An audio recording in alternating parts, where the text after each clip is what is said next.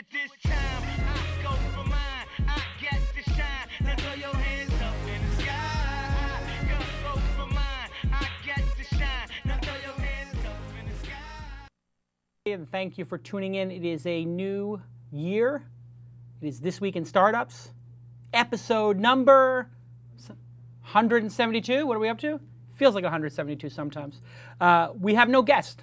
There is no guest on this program. However, we will be doing an entire episode of Ask Jason. You guys asked for this over and over and over again. My favorite part of the show is Ask Jason. Why can't we just do a whole show where just people ask questions and then you answer them as best you can? Well, that's what we're going to do today. Why are we doing that? It's not because we're lazy and couldn't get a guest. We got a list of people who want to be on the show. It's an impressive list. I can't believe how many people are. The level of guests is increasing every week. We have a backlog of guests. But we wanted to do this show for the fans, for the people who have questions. We're getting in 20, 30, 40, 50 questions a week. They're great questions. I don't have the time to answer them. Tyler starts answering them. Tyler's answering Ask Jason. That's what it's come to. And that's okay. Tyler's got good insights. But I know you guys want to get through a lot of these. We're going to try to do 5 Ask Jasons today. It would be a world's record, the most Ask Jasons that have ever been done on any This Week in Startups. Call Guinness, call your friends, open a Guinness, drink a Guinness. It doesn't matter to me what you do. We already have 350 people watching the program. I'm very excited. Let me introduce who's going to be helping me today with Ask Jason. I'm not going to do it all by myself. I've got with me Tyler Crowley. Everybody knows Tyler is my right-hand man. Tyler, very sophisticated gentleman, very insightful at times. He's clever. And, man, kid's got game, but that's a whole different story. And game, he's got a global game. I mean, he's out of the game now. But anyway, this is all an aside. Tyler's here on the program. Tyler is the director of, what the hell's your title here? I gave you some great title. Yeah. I can't remember. Strategy, corporate development, strategy, culture, corporate development strategy?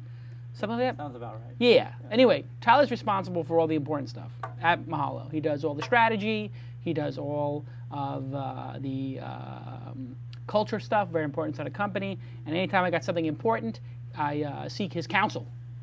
Sometimes he doesn't have anything to say. That's why it's good counsel sometimes. He just goes, that's interesting. Tyler, ready for the new year? Yeah. Had a nice break? Incredible. What'd you do? Went down to San Diego. Which is where you're from? You hail from the Diego? Yeah. St. Doug. Yeah.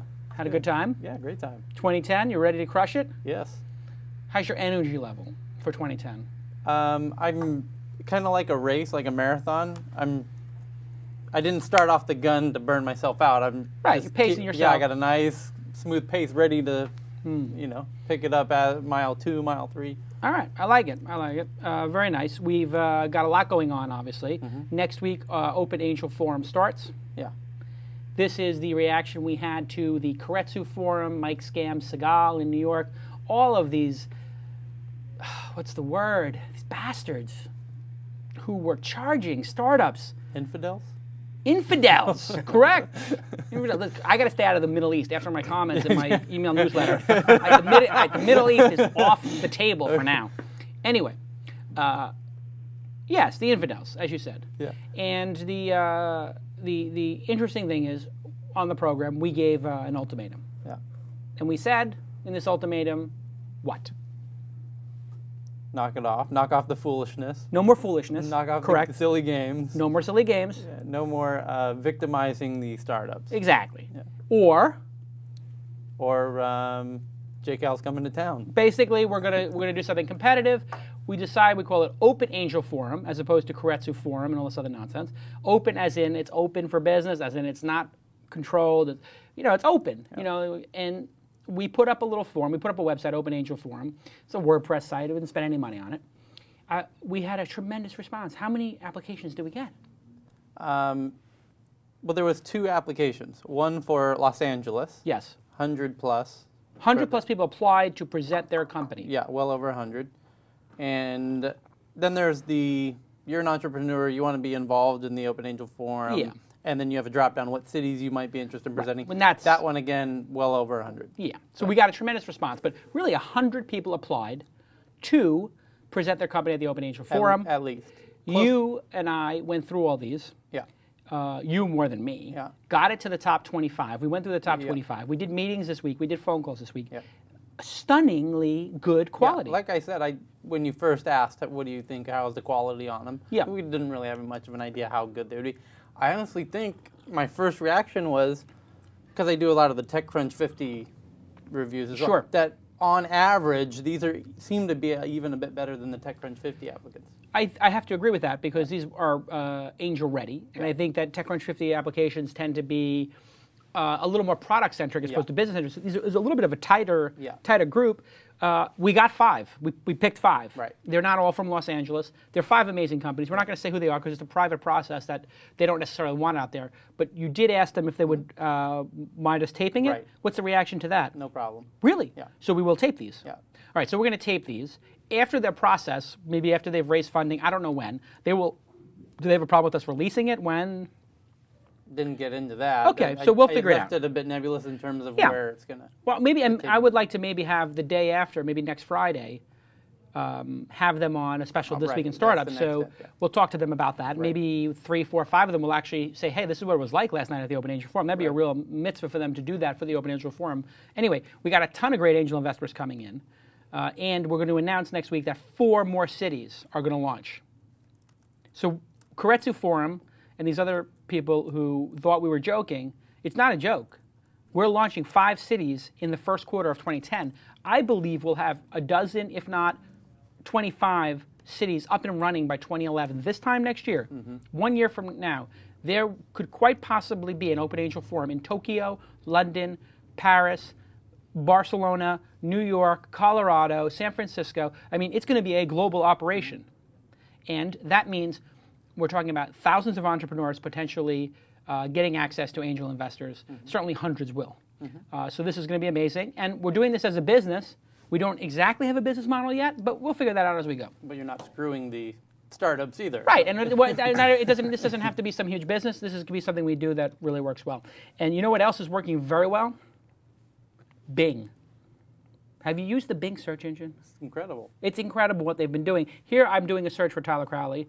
The Bing search engine, as everybody knows, is now sponsoring This Week in Startups. And here I am on my computer, and really great results. And I showed the maps last time. And here is all of Tyler Crowley's links on MySpace. And wow, you know what I love about this? Is the preview. This is a great feature. You hover over it, and they can't actually do a preview of Twitter because Twitter's down today. As everybody knows, Twitter's been having a rough time. But if you go to the other ones, boom, you get to see a little preview of what your MySpace page looks like and what's on there. I guess somebody's posting that they really miss you on your MySpace page. I got to get off that. Oh, whoa. I think they just called Tyler a fake AN. Oh, that's a little bit rough. Come on now. What happened? I can't even, I just pulled up your thing and it's not a good situation. Anyway, point is. There's other Tyler Crowleys. There's a spam on your thing, but I can't put it. Anyway, I can pull up the videos of Tyler Crowley, and hopefully there's nothing that I can't show on my computer screen here, but they'll do the previews of it.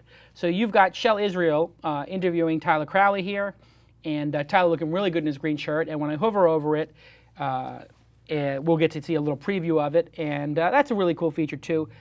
Bing has been doing a great job. Their market share is going up, and they really appreciate entrepreneurs, and so much.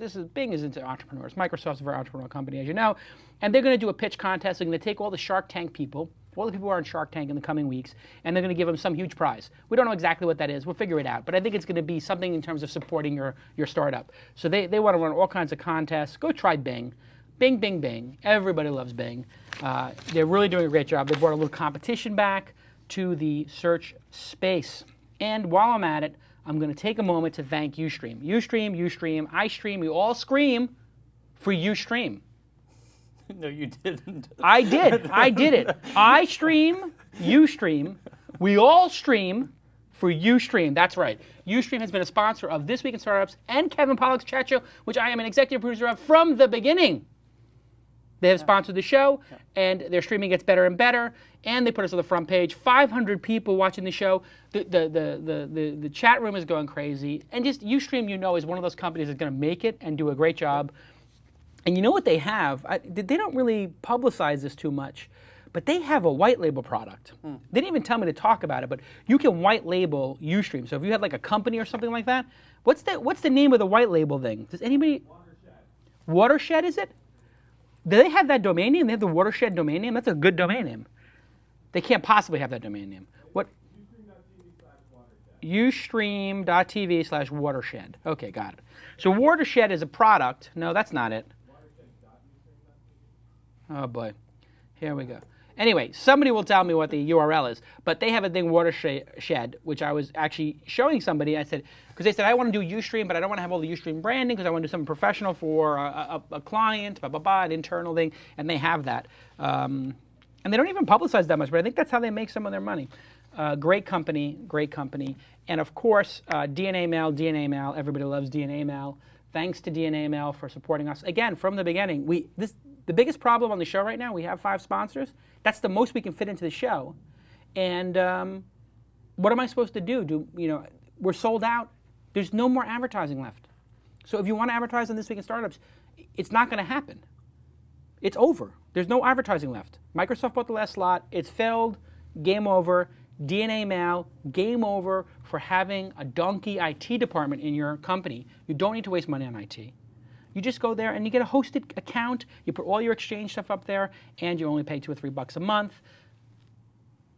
You're an idiot if you're running an IT department in your startup. You're running an IT department is like a startup. In and of itself, you can't be doing that other stuff. And I'll tell you about our other 2 sponsors, WebSpy and PowerVPS, later on in the show. Let me introduce our other guest who is here. Mark Jeffrey is here, one of my oldest friends, Mark Jeffrey. Mark Jeffrey was the creator, co-creator of The Palace, which was the first online avatar chat client software back in '95. I mean, you guys, the people who watch this show are very young, Mark. You realize they're 20 years old. If you're 20 years old and you're watching the show right now, when you were 5, Mark Jeffrey was selling companies to Time Warner. That's how old Mark Jeffrey is. No, that's how long he's been in the business, and that's how long I've been in the business. And if somebody's only 17, they were 2 years old when Mark Jeffrey was creating virtual worlds when you were 2 years old, young man. That's right, Travis James S's. Anyway, Mark Jeffrey is here. Mark Jeffrey was the founding CTO of Mahalo, spent 3 years here. He's now the CTA, Chief Technical Advisor, and he is working with me on Project W. Mark Jeffrey, welcome to the program. My pleasure. Thank you for having me. Thank you for wearing the black shirt. You're now floating in space. Like a floating head back. Yes, absolutely. Put my hands up. Yeah, floating hands as well. Mark is a serial entrepreneur. He built the company 0 Degrees, sold that to Barry Diller. He's done a bunch of different companies, way too many to list. But you're ready for 2010? I am. Feeling pretty good? 2010 is going to be a great year. I think it's going to be a great year. It's been an awesome year, actually. Yeah, things are feeling good. And so we should probably get right into Ask Jason. Let's get the first caller on the line. Are you mic'd, by the way? Is your mic plugged in? Is it plugged in down there? Because they said there was a little low. All right, we have a call coming in. Do you have an insight? I was going to say, while we're waiting for that call, you go ahead and say hey or whatever. Hey, this is Jason. Who do I have on the line? Hey, this is Max. I'm a 15-year-old blogger, squealingrat.org and loneiguana.org. And I wonder if you have any advice for a budding blogger like me, maybe how you got started. Okay. So you are a 15-year-old blogger. That's right. That makes you a freshman in high school, is that correct? That's correct. Okay, so you're a freshman in high school, and you're running blogs, and this blog is about an iguana? No, actually. One is about technology. And the other, names can be deceiving sometimes. And the other is a new one that I just started like a week ago, and it's more about spies and cool tricks and other. Okay. And so you want to make a business out of this blog, or you just want tips on how to get readers for your blog? What exactly is the question here, Max? No, actually, I'm interested in what you would say to someone like me. What advice would you give? Maybe tell me that I should be guest blogging more, or anything like that. Okay. So the first thing you need to do is quit school. This is my advice to everybody. So you're in freshman year of high school. No, I'm joking. Yeah, do not quit school. Finish high school. At the very least, do 1 year of college. Do not quit school. Blogging is a great medium because it's unfiltered, and people with passion about a certain subject can talk directly to an audience without asking permission. You're 15 years old, and never before in the history of media did you have direct access to the entire world. This is a pretty cool thing. When I was growing up, 1985, we had BBSs, and there were like literally one person could be on the bulletin board system at a time. Imagine if on the internet, you went on the internet, and while you were on, I couldn't be on. Then I got on. Then when I got off, you got on, and then you read the messages I left for you. That's how bulletin board systems used to work back in the day, Max. How does that sound to you? Oh, it sounds pretty funny, actually. It's pretty insane, but that's how bulletin board systems used to work. We used to dial up with a modem that was 1200 baud. You're on the internet with a terabit, or I don't know what you got a fiber optics line in there or something. Anyway, now you can talk to the entire world, which means you need to pick something you're passionate about that you can do better than anything else and that you enjoy. So just find something that you really enjoy writing about and focus on maybe one vertical. One of the big problems is people start a lot of blogs and then they don't keep them up and they don't ever become part of that certain verticals community. So if you were going to do a technology blog and it's just you're 15 years old, you're going to have a hard time competing with the other technology blogs out there like TechCrunch. Although TechCrunch, I think, does have a 16 or 17-year-old working there. How old is Daniel now? That might be 17 now? Maybe 17 now. Anyway, there are young bloggers, and it's good to have their perspective. I would pick some vertical in technology. What are you most passionate about inside of technology? I'm not sure. I think more web services and things that you can do with the internet as opposed to gadgets or something. Right. So you're into the web. You're into web services.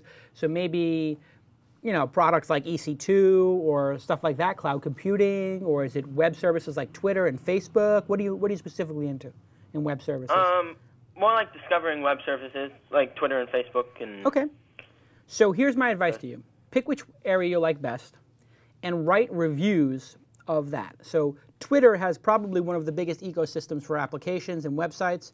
iPhone has a lot of applications available for it. Droid is a new area. Droid might be one where, I don't know if you can get your parents to buy you a Droid phone, but you probably don't need them to because you'll probably make the money from AdSense and buy it yourself. But anyway, Droid is a very cool operating system. There's a lot of new apps coming out for it. Nobody's tracking it really. So if you became the person who actually reviewed every Droid application that came out or a Droid application a day or two, it doesn't matter how old you are, you have a good opinion on it, that might be really valuable content. So find a vertical that you love, whether it's Twitter, applications, whatever, and then do it better than anybody else. And the key thing is to have a really great domain name. You have to pick a good domain name. So how does that sound, Max? Sounds all right. How did you get started? Tell me more about how you became a great internet name. Oh, well, are you asking about internet fame or how I became like an entrepreneur? Those are two different things. All right. How about just how you got started? What was your childhood like? Oh, my childhood was terrible. No, I was a computer nerd, much like you sound like. When I was 15, I had more fun playing on my IBM PC Junior than I did playing stickball or something like that. I was what they call a nerd or a geek, but I was very proud of it. And I would spend hours on BBSs, programming BASIC or Pascal, and pirating software, doing phone phreaking and getting free phone codes off the Sprint network. I was doing all kinds of crazy stuff on my computer. And then what happened is people in my family knew I knew how to use computers, and I became the computer guy, the guy who knew computers. And then one summer, the medical center where my mom worked said they have a computer there, and they needed somebody to build a database, so I went and I built a database, and they paid me $10 an hour. So I was 15 years old making $10 an hour, which, by the way, in 1985 would be the equivalent of making $25 an hour. And then I had a lot of cash, which meant I could go on a lot of dates with girls and pay for the movies and stuff like that. So it's pretty good. But anyway, that's how I got my start. And then I wound up fixing laser printers, and then I wound up fixing computers and architecting stuff. So I was an IT guy, information technology. So I got paid to do computer stuff, and then I wound up being at the Sony Corporation when the internet happened. And so what I basically did was I used I leveraged all the computer knowledge I was learning to get job after job, and I left every job year after year, just trying to get to the next level. And then I got lucky that the internet happened, which was a big, big deal in 1993, 94, 95 when the internet appeared. You were only 0 years old at that time. But that moment in history was pretty amazing. That I can't believe we're talking about it like it's history, but nobody knew what the internet was, so we had to explain to them how to use a web browser. People didn't know what the back key did. People didn't understand what www meant.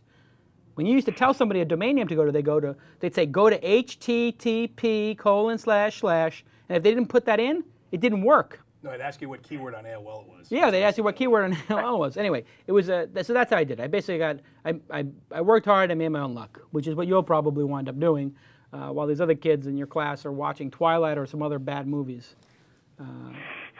Mark, you have any advice for this guy? So where are you calling from? I'm calling from Providence, Rhode Island. Okay, is there a tech community there that you are plugged into? There's actually something called Providence Geeks, which is like a meeting that happens every month that I've been to a couple times, actually, and walked around and met some pretty cool people. Well, what I would say is if you want to, part of being online is also entrepreneuring offline. At least that's what I found. So when we were starting out, Jason and I were starting out in the early days of the internet, there was a thing called WAC. And there was like maybe 200 people. It was very small.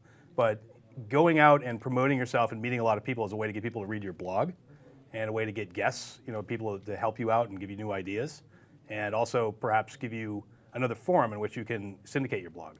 So I would say plug yourself in, go out to these events, get to know people, collect cards, collect Twitter followers, etc., and build yourself up that way also. Yeah, another good idea for you is I would go email some of these CEOs of companies and ask them to do email interviews.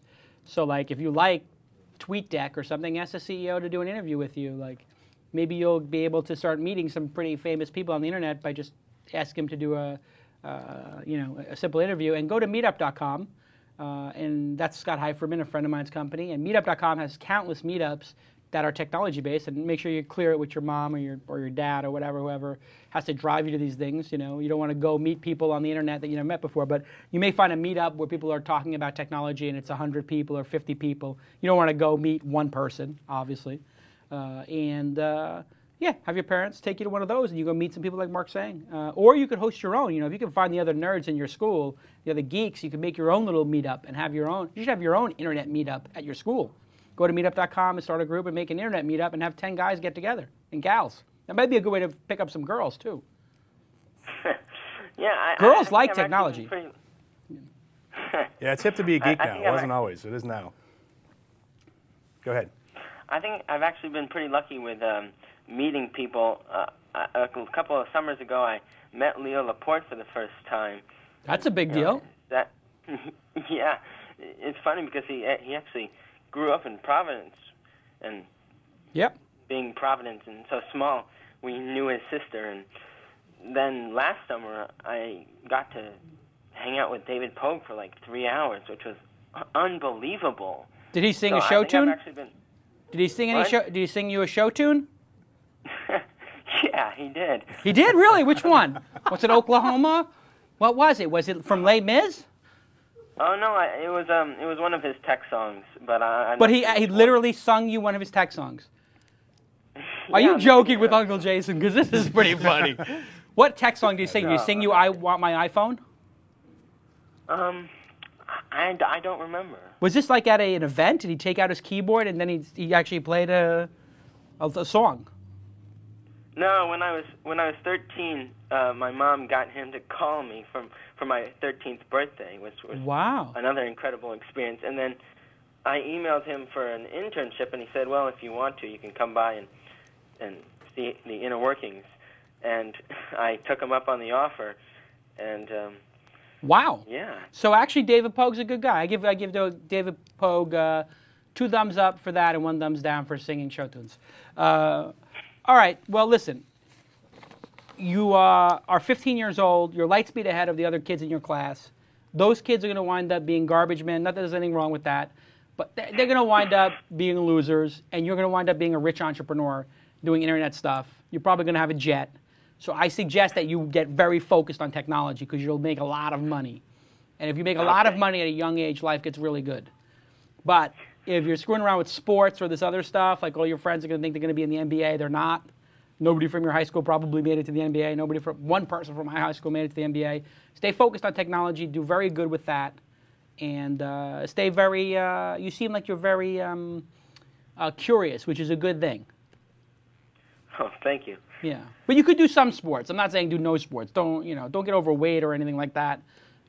Nah, I like basketball. And Me too. running. What position do you play at basketball? You point guard? Are you a shooting guard? Oh, no, it's just pickup games. Just pickup games. Okay. All right. Very good. And what team do you root for? I'm going to say Celtics, I bet. Oh, I don't really follow that many sports, actually. Okay. But All right. Well, keep college playing basketball every once in a while. Okay. Basketball is a Right. good thing for you to do. You get good exercise with that. And stay in touch with the show, and we'll talk to you soon. Okay, great. Thanks so much. Take care, Max. There you go. That's a nice kid. He's probably, trying to make his way in the world. He wants to make a blog. That's nice. That's cool. It's an interesting call. The Android app review would be, You should do that. you could do a lot worse right now, yeah. Yeah. It's a hot new space. Okay. If this kid tries to date my daughter, I'll kill him. Now, he would be 30 years old by that time, so I don't have to worry about it. All right, let's take our next caller. Our next caller is coming up. Do you need a minute to get him on the line? Okay, because if you need a minute, I can just read a great ad for one of our awesome sponsors. Okay, here we go. All right. We have our second caller from the 650, which I will recognize as Silicon Valley, Palo Alto, or something like that. And his name is Tommy. Tommy from the 650. How you doing? Doing great, Jason. How are you? I am on fire. I'm on fire. Things are going excellent. I'm a little tilted the last couple of days because I want things to be moving a little faster than they are. I'm a little impatient, but that happens every now and again. I get a little impatient. I want things done a little quicker. But, thanks for asking. So how long have you been listening to the show? To the show. This is my first call-in, actually. First call in, but have you listened to the show before, or did you just as a first episode? This is my first episode. Oh, wow. I heard about. Yeah, so I'm very happy to get you on the phone. Awesome. So now you have a question. I wanted to ask. Yeah. Yeah, I'm interested in angel investing, and I'm early in my career. So I'm 25. I'm a product manager at a software company, and I've made a little bit of discretionary income. Mm-hmm. I've got a little bit of expertise, and I love following startups. I want to know if you think that there's a way that someone like me could get involved with putting money in at an early stage, and kind of rolling the dice and watching it grow. Okay. You made a little extra cheddar. This is truly discretionary money. So we're talking like $100,000 or something like that, or $200,000. What are we talking about? I mean, it's just like we're talking a lot less. So a lot less. Okay. So a lot less personally. Yeah. But kind of here's my angle: is that I have a bunch of friends who are in my position, and when you put us all together, then we're talking 100,000, 200,000. Okay. So you are not going to have the wherewithal right now in your current state to build a portfolio of investments that diversifies you enough that you would have a good chance of having a winner. The chances of a startup becoming successful, if you were to invest in 10, probably 5 would be blowouts, which means you get nothing. 2 or 3 would do okay, and then you would hope that 1 or 2 do very well. And then that might even out your portfolio. So let's say you were, like a typical angel might put $25,000 in something, $50,000 in something in the Silicon Valley. If people are doing an angel round of $500,000, they might put in $25,000 or $50,000, maybe $100,000 would be a lot for an angel investor. Anyway, that means if you invested in 10 companies, $25,000 each, $250,000, you might have, 7 of them, $175,000, you would lose. That would be a write-off, tax write-off. Then you might have 2 of them do okay. Maybe you double your money, or triple your money, so they would be worth $150,000, but you're still down $25,000. But then that last one, that one might go 10x. That might go 20x. And if that goes 10x, that's $250,000 or $500,000 on top of the $150,000 we're talking about. Now you're ahead $400,000. You got maybe $1 million, and that's why people do angel investing. Is that hope or that dream? You need to do 20 of them, 30 of them, 40 of them. That's why I'm trying to do 10 a year. I did 4 last year. I'm going to do 10 this year. I'll do 10 the year after. So hopefully after 5 years, I have 50 of them, so I'm diversified enough. You're not diversified enough. What you're better off doing is getting your group of people together with your collection of money, coming up with a project you know will work, and doing your own company. So you have control of your destiny. So you don't have enough money to just throw it around and see what happens. You need to control the deployment of that capital. So you should get your 10 friends together who have $10,000 each and say, let's build a product that we think can get to revenue, cash break even, whatever, have low overhead within 6 months. And we can build small, and you'll learn something. And if you lose the money, it's no big deal. But at least you'll have some more control over your destiny and you'll learn something. In angel investing, you don't necessarily get to learn anything because you're not doing the work. So it might be a little too soon for you, to be honest. If you really sincerely wanted to learn about angel investing and being an investor, what you probably might want to do is go work as an analyst or a journalist covering the space so you can go hang out with those angel investors who are a little elusive. But it's admirable that you want to do it. Mark Jeffrey has some thoughts. Yeah, I've got actually two thoughts. One, I agree that it's probably not the right time for you to do angel investing, and that you should do your own thing and use that money as seed investment for your own company.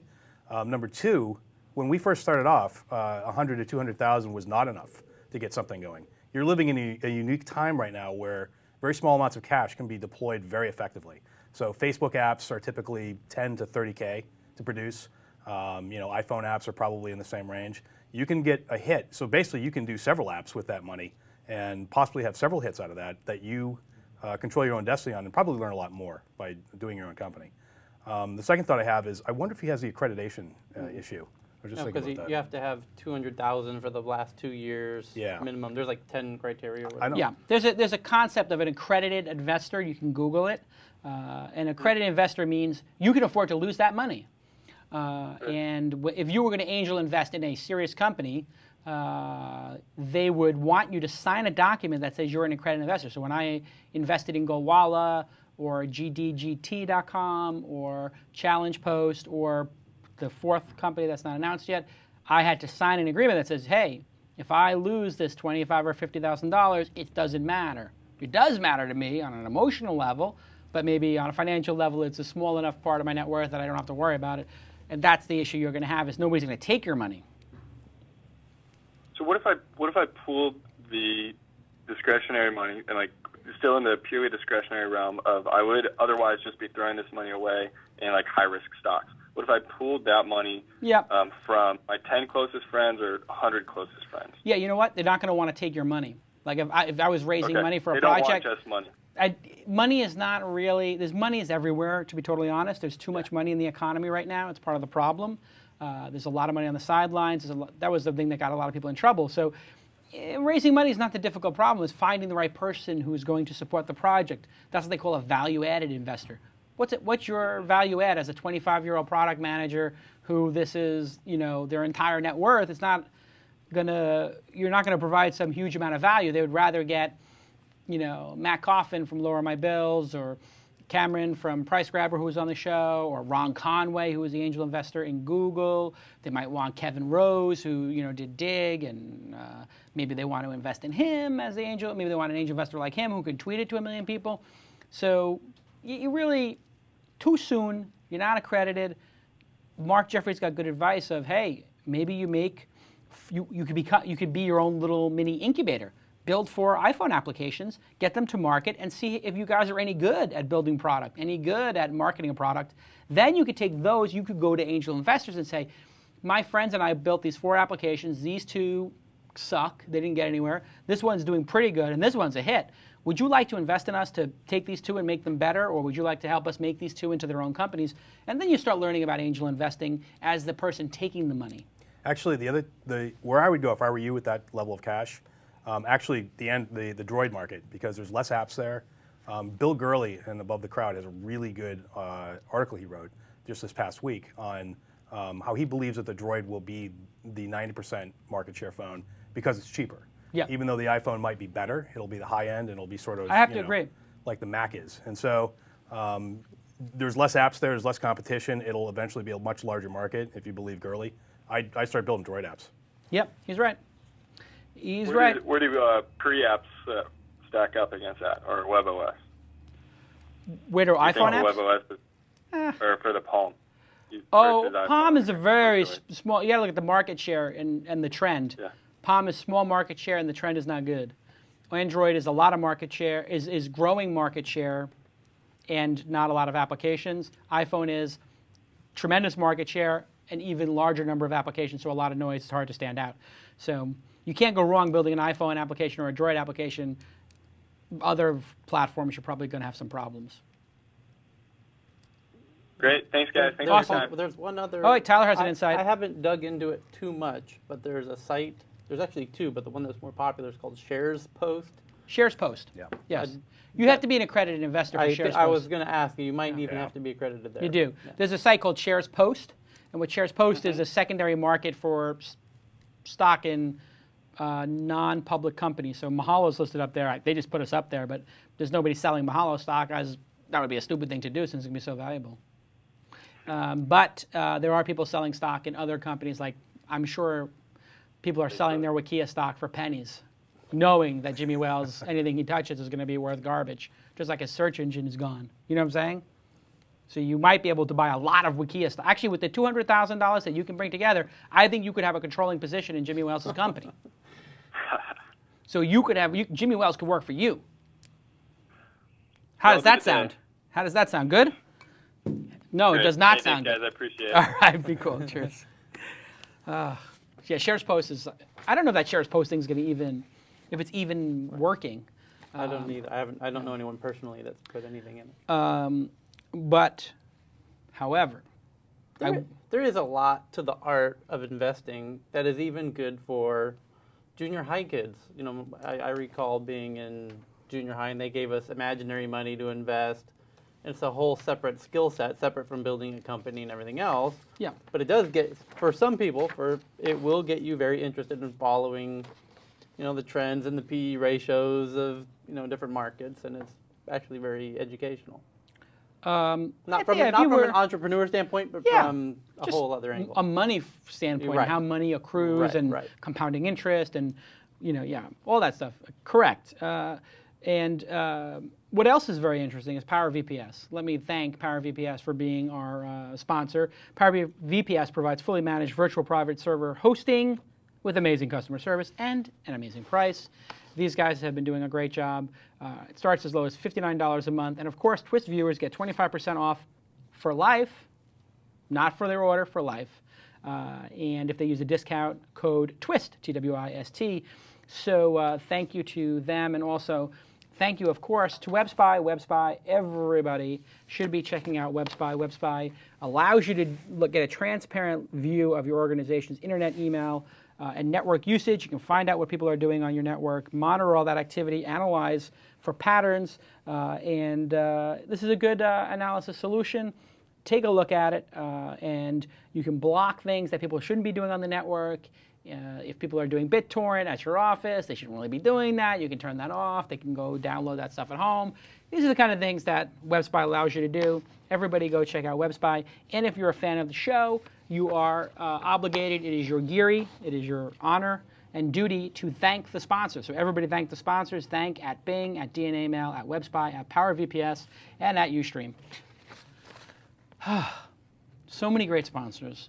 That's why the program's so great, because those sponsors really have underwritten what we're doing here, and they've underwritten the teleprompter, which allows me to look directly into the teleprompter and see over Skype Jonathan. Jonathan, how are you doing? I'm good. Thanks for calling in. Where are you calling from? I'm calling from Minneapolis, Minnesota, where it's cold. God, Minneapolis. It must be freezing there. It is very, very cold. I think How many feet of snow are in Minneapolis right now? I've got about 2 feet in my yard right now. 2 feet of snow. Yeah. That's unbelievable. Actually, you know, it's really interesting. The Skype call sounds better than the call over the regular phone line. Yeah. Okay, so what is your, how long have you been listening to the show? Are you a new fan like the last caller, or have you been with the show for a while? Yeah, actually, I listened to the show since the beginning. Oh, wow. Kind of followed you over from being on This Week in Tech. Of course. And all that stuff, so. Awesome. Okay, so Skype is doing a good job here on the getting your video to us. Tell us, what is your question, Jonathan? Yeah, a little bit of backstory, because otherwise my question won't make any sense. But I started a company about 3 years ago called Row 27 Studios, and we do TV spots and intro videos and custom websites for college athletic teams. And over the last 3 years, I've grown that to 60 teams. We do some of the biggest ones like Notre Dame, Michigan, Cal, Florida. We do lots of stuff, and we also have 3 pro teams that we worked for: the Phoenix Suns and the New York Jets, among others. And our whole attitude is basically to keep coming up with different products to sell to these people that we built these relationships with. We feel like we know the sports marketing niche really well. So recently, about 6 months ago, we started Row 27 Mobile to create an iPhone application because nobody had really done it yet. In college, like an iPhone application for a specific school to sell to their fans. So we ended up making the first iPhone application for the University of Kansas, which actually, after a 4-month approval process with Apple, came out about 3 weeks ago. And my question, basically, I think we have a great product. We got live statistics coming into the phone. We had to build some software that would basically beam the stats directly from the sideline on the court to the phone, push them out to the phone in under about 15 seconds. So we've got some great things going on. And my question is, we have this competitor, small company called CBS, that happens to own about 90% of the web rights for our clients, the people that we work with, and they feel that as part of that, the rights to do their WAP sites, their mobile WAP sites, they feel that iPhone apps fall under that. Most of our clients have decided that that's not true, and that's how we were able to move forward with the Kansas app. But they have finally come out with their product. It is really bad. Doesn't even have live scores that work.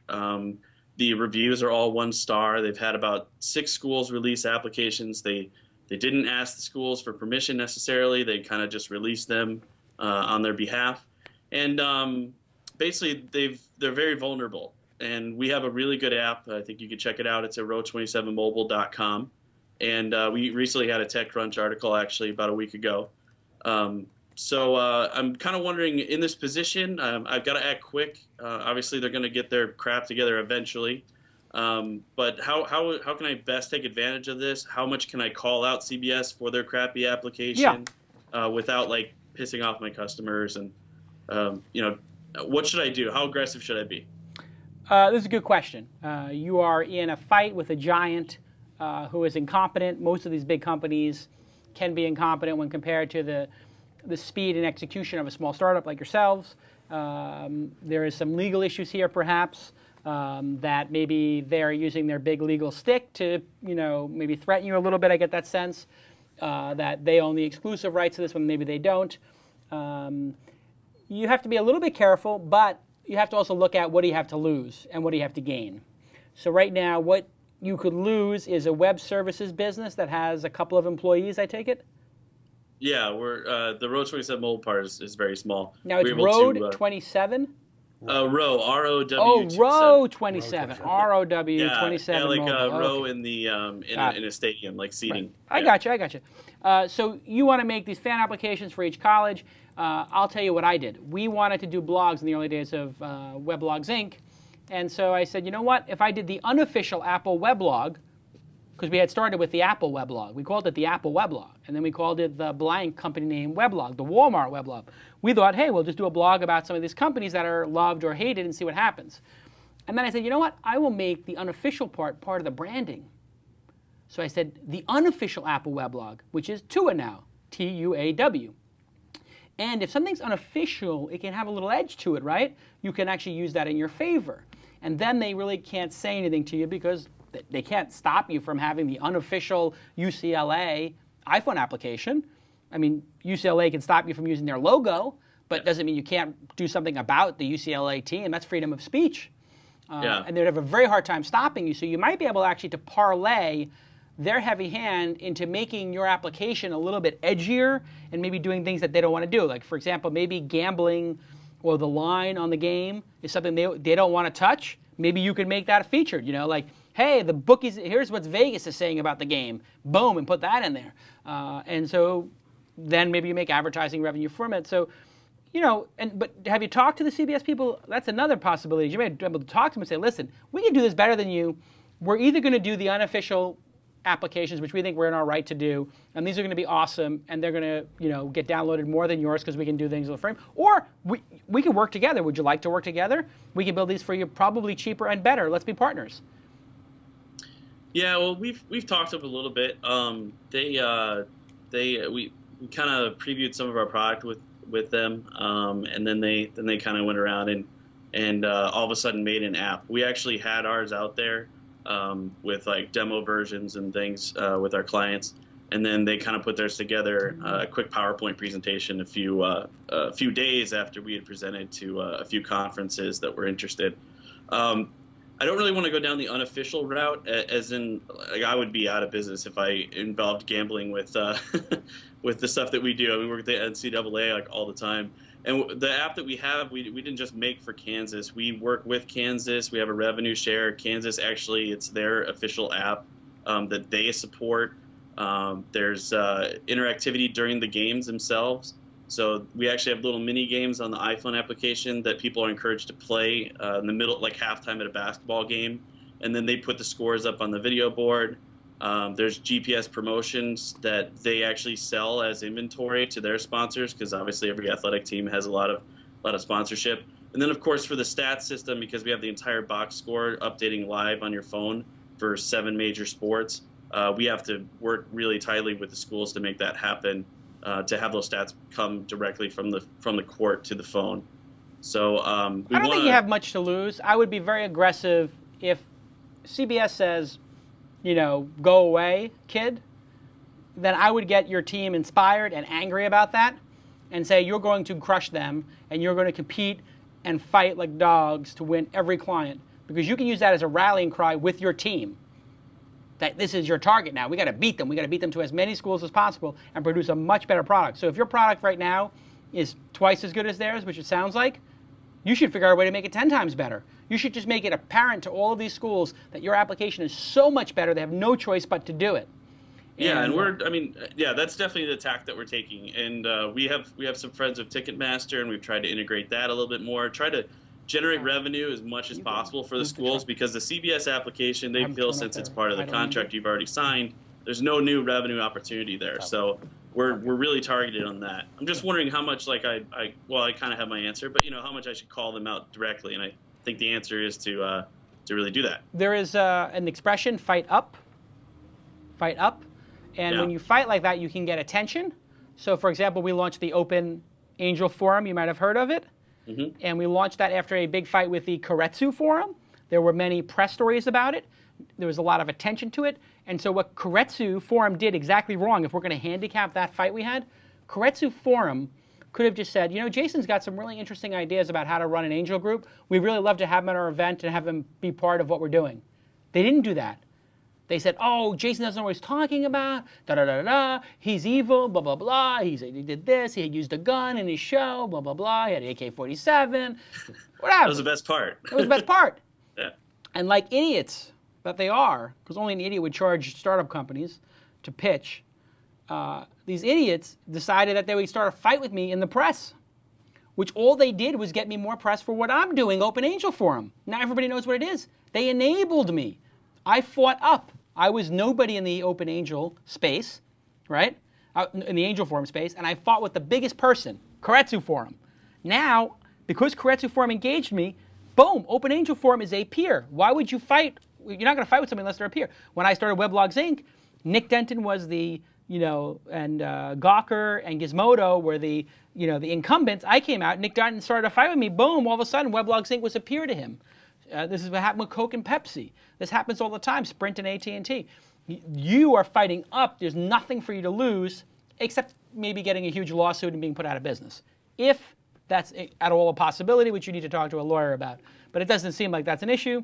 And like I said, what do you have to lose? Right now, they're bullying you. So if what you're saying is correct, they're bullying you, you feel like you're getting bullied, so fight up. Say, we're better. Here's why our product's better. And we kick their butt and, kick their butt even more. And do blog posts about it. Why is CBS being so heavy-handed? Why does CBS want to put a little company out of business? What's wrong? Why is CBS product doesn't work. Here's the 7 broken things with CBS. Do a blog post. Here are the 7 fails, of CBS web application. Boom. Be aggressive. Don't be a jerk, but you can be aggressive. Like Steve Jobs is ripping Microsoft about Vista and Windows 7, and this time it's going to be different. You see Steve Jobs riding Bill Gates for I don't know how many years, 5 years with these, I'm a Mac, I'm a PC commercials. And that's Steve Jobs and Microsoft. That even in the big leagues, people do this kind of like aggressive marketing. I don't have any problem with it. Mark Jeffrey, you have ideas? Yeah, well, the first thing I thought of when he came on was that I would approach CBS and see what they had to say first. Why not? You never know. They may throw a bunch of cash company. at you. Why not? Yeah. But my guess is that there's there's a decent chance that might happen, especially if they realize that your apps are superior. So I'd at least explore that angle. But if you are going to fight up, you have to be aggressive about it. You have to be loud. You have to make a lot of noise and be very, very aggressive. So I would say, if you're going to do it whole hog or don't do it at all. Yes, and I think the sweater's got to go, and maybe you got to watch a little bit more Gladiator. It's cool. The haircut is very Gladiator already, but I think maybe a sword. And I would be coming to my company in the morning saying, we are going to destroy CBS Sports. We have to get your team on fire about this issue. Tyler, you have any insights? I would kind of strategically, I'd be really interested to hear CBS's pitch or sales or whatever that they're having with these people. Yeah. So if you can position yourself to hear CBS's pitch or get their deck. Yeah, get their deck. Exactly. I did. We have a lot of friends, and so I got the deck basically about 15 minutes after they emailed it out the first time. So. Okay. That's good. Yeah. If you can you get your friends in there, you do a little covert operations. That's nice. You could just have one of your friends be like, yeah, come on in, CBS, and pitch. Give us the full pitch. And then they could just take all the notes and be like, here's CBS. And then they could be like, so, CBS, we got an email from this company, Road 2728, Road 28. What do you think? Road 62? And they could play dumb. Like, we don't know. Who are these guys? They Road 27? Row your boat? And then they'd be like, oh, and then they just start saying, well, why wouldn't we use them? And then they say, oh, these are the reasons you shouldn't use them. Guess what? If they're giving their objections, they just gave you your product roadmap. So find out how they're dissing you and make those your biggest strengths. Mm-hmm. Boom. Now you're using using their against them, the turn their energy against them. Yeah, like flip them. All right, good. And you need to watch a little Gladiator. You seem a little meek about it. I'll be honest. No, I'm Doesn't it piss you off that these guys are dissing you and they're going? I would be pissed. No, I am.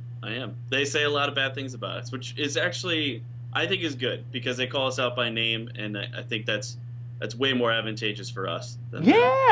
And the best thing is now both apps are out. They're right next to each other. The customers have spoken. It's hard for them to hide behind a deck now. Yeah. So. And then you should get all your employees to tell their parents and their brothers and sisters to go pay for the application and write a really bad review of it on the iTunes store.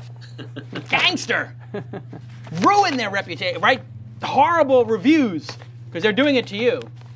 Yeah, well, luckily I've had plenty of real customers had to do that. So usually I try and track them down and I give them a discount on ours. Well, I buy them ours, but you got to do it, man. You got to go and get some good reviews for your product, and if their product sucks and they get bad reviews, the longer he can stay at it, though, the better he'll do because his advantage is the iteration speed. Yeah.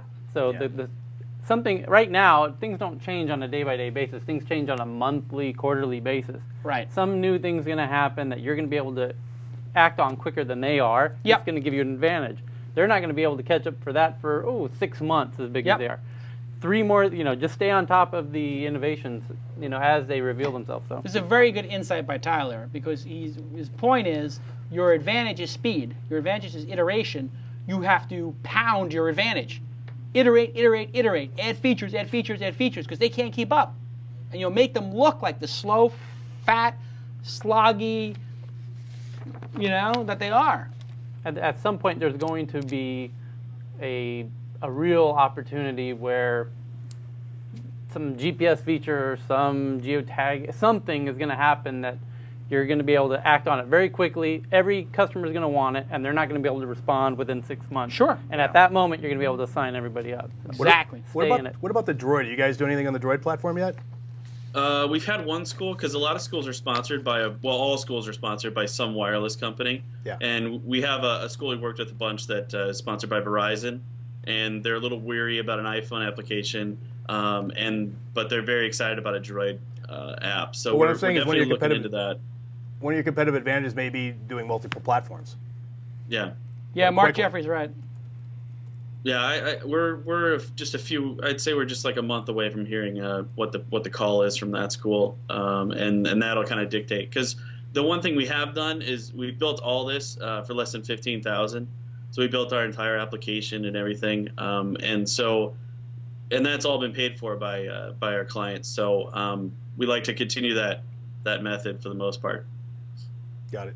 Okay. Okay, good job. All right, thanks for your time. Awesome. Okay, so is that it for the call-ins? One more. Ask Jason. Let's do it, and then let's get Lon in here for the news. And I guess we're going to get a phone call. This is good callers so far. All right. This is Anthony? That's right. Tony, calling from the 419. What's up, Tony? Well, I have a question for you. Okay. I'm simultaneously starting 2 businesses. One is called storyaddon.com. My domain on that one happens to be down today, so bad GoDaddy. But the other one my question is about is called myfaceshirt.com. That's myfaceshirt.com. And the idea started in college. Basically, I was messing around on Photoshop. I took a picture of my face, and I put it on a T-shirt. And it was funny. And I was moving T-shirts in college. I was selling about one every 3 days. Graduated from college and moved my business to the internet. And I just feel like I can't compete with some of the bigger T-shirt suppliers online and just having trouble getting my product visible. Okay. This is a funny idea. I've got myfaceshirt.com on my computer here, which they can bring up for the audience. And I see that. Is that you in the shirt, or is that somebody from the cast of Jersey Shore? That's me. That's you? You're on the TV show Jersey Shore? No. I'm just kidding. That's me on the webpage. Okay. So you got the spiked hair out there. It's going in 20 different directions. And then you have a maniacal-looking drawing of yourself on the T-shirt. Yes. And when you are at a party and you have a T-shirt of yourself and you start talking to a girl, do they think... love it. Okay, because that's my question. This could be scary or disturbing. You might be like out of your mind. I mean, who wears a T-shirt of themselves? But it also could be ironic and funny. So what is the reaction when girls see you wearing a T-shirt of yourself? Well, this would be back in my college days, of course. I'm married now, so stay out of the party scene. But yeah, the reaction is always good. People always say, "That's funny. Where did you get that?"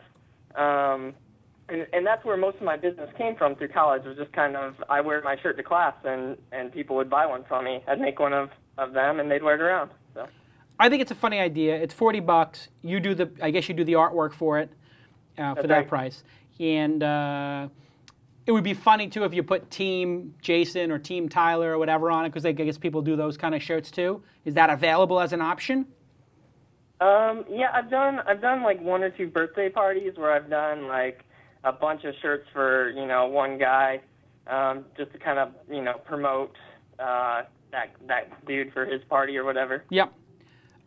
So I think that you have to have a way to get this to become viral and maybe get it into the social space. That would be the quickest way for somebody who is a nobody, who has no marketing budget, to get this thing out there. Because it is a funny concept. Tyler, what are your thoughts?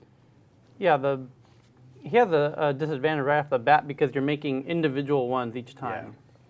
Yeah. And that's handicapping you against the other T-shirt companies who are making in bulk. Yes. Right. The customization is a trick, but in terms of going viral with it, Jason himself said he liked the shirts. I would reach out to high-profile people online who have, some followings online, I'd start with the top of Twitter. Ashton Kutcher might want one, you know. Okay. If you can get through to him, and it's not impossible, say, you know, I'd like to make you a shirt. Or if you just can't seem to get through to him, make him the shirt, find out his address, and send it to him. Yeah. And in the box, a nice little note that says, you know, would love a tweet or a twit pic or whatever if you do this. Sure. Okay. The time, yeah, you can. There's a simple arbitrage opportunity there for iJustine or all the, you know, these people that have these big followings. You might get 30, 40 shirts sold off of each, you know. Yeah. Well, that could be actually an interesting thing too. Is the threadless kind of, I have a shirt design and then take it to threadless. So if I buy the original one from you, the ability to put it on threadless automatically and then have the affiliate revenue could be good because you're not going to compete with threadless, right? So if you made one of Kevin Rose, send it to him, and then put it on the, you know, threadless site with all the different T-shirt styles and colors, then all of a sudden Kevin Rose has a revenue stream. Okay. Yeah, I've pursued a partnership with Snord Tees for a while. They, you know, we emailed back and forth for a couple of months, and they were going to put me up on the on their main page, and I was going to kind of work for them, but it fell through. They never called me back. You know, like you said, I just don't have the following to get that kind of exposure.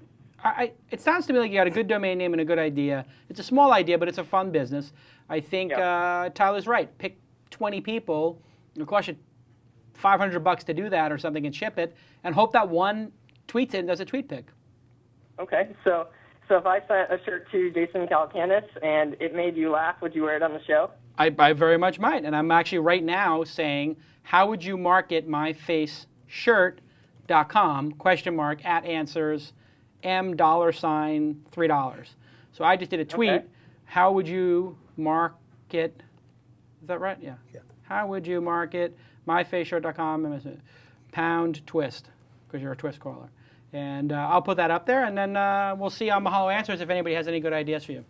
But I just tweeted it to 92,000 people, so maybe you'll get some, maybe you'll get a little play out of that as well, and you called into the show, so maybe people will check it out and give you ideas. If they want to reach you, what's the best way for somebody to tweet or to contact you? They could tweet me. I have My Face Shirt as my Twitter name, so @MyFaceShirt. Or my personal Twitter name is @Colaru, ACOLARU. All right, so everybody go to @myfaceshirt.com and go follow @myfaceshirt. He's got 44 followers right now. So if everybody follows him on Twit, you wind up having 500 followers soon. So everybody go follow My Face Shirt. Everybody give a shout out to myfaceshirt.com and hopefully give him a couple ideas on how to promote this. It's a cool idea. It's not you're going to be the best idea of your life, but it's it's one of your first ideas, so you should see if you can get it to scale, see if you can make it into a little business. Yeah, hopefully it leads to something else, because you're not going to be able to do a deal with Urban Outfitters for this because of the uniqueness. Unfortunately, the marketing uniqueness takes away from the market potential uniqueness. You can't really, the scale issue. The scale issue is very difficult on this. The other thing that could be interesting, so what Tyler says is right. You know, you start someplace as an entrepreneur and then you lead somewhere else. And so it's good that you're off to a start that separates you from 99% of the other people out there. So what else can you add to this? What else can you do to make it sort of get what they call the flywheel going? You know, maybe there's a famous artist out there that you could say, what would you cost to have you do portraits of people? And they say, well, that'd be $500. I'm, you know, some graffiti artist or whatever artist, and they say, yeah, I would do a custom shirt for $1,000, and so then you put on there, have the famous artist blank make your shirts, $1,000 for 20 shirts. So I don't know who's a famous artist, Tyler, that would do a photo of somebody for $1,000 that would want the work, or like a semi-famous artist who's got a style. That could be funny though, you know what I'm saying? Yeah, I know what you mean. Maybe you could find 10 artists who are up and coming and say, hey, you know, you want to be one of the My Face Shirt artists, and somebody can order 20 shirts for $500, and we'll give you $200 for every style. So you have 20 different artists with different styles. So you can have like more choices. I'm thinking, I don't know if the legality of doing a Chuck Norris face shirt or that kind of, then you get into an area of. Oh yeah, if you're using somebody else's name and then selling their shirt, probably going to get you in a little bit of trouble. That's why Threadless does it, I think, because then Threadless can say, oh, DMCA. We're a marketplace for shirts. Somebody, used Chewbacca on a shirt. We didn't know. We'll turn it off. That must be what they're doing, right? That's why Threadless exists, I think, so people can make unlicensed T-shirts. First thing I thought of when I saw this was Daily Booth. I don't know if you've seen that site where people take a picture of themselves. It'd be a natural place to market these shirts for sure. Yeah, those narcissists would love it. They would. All right, so you have a lot of ideas there. Good luck with it. Stay in touch, and everybody check out My Face shirt. Cheers now. I appreciate it. Okay. Cheers now. Bye. All right, so we had some good callers. Let's get Lonnie Donnie in here for the news. Is it switch or? Either way. You got a microwave.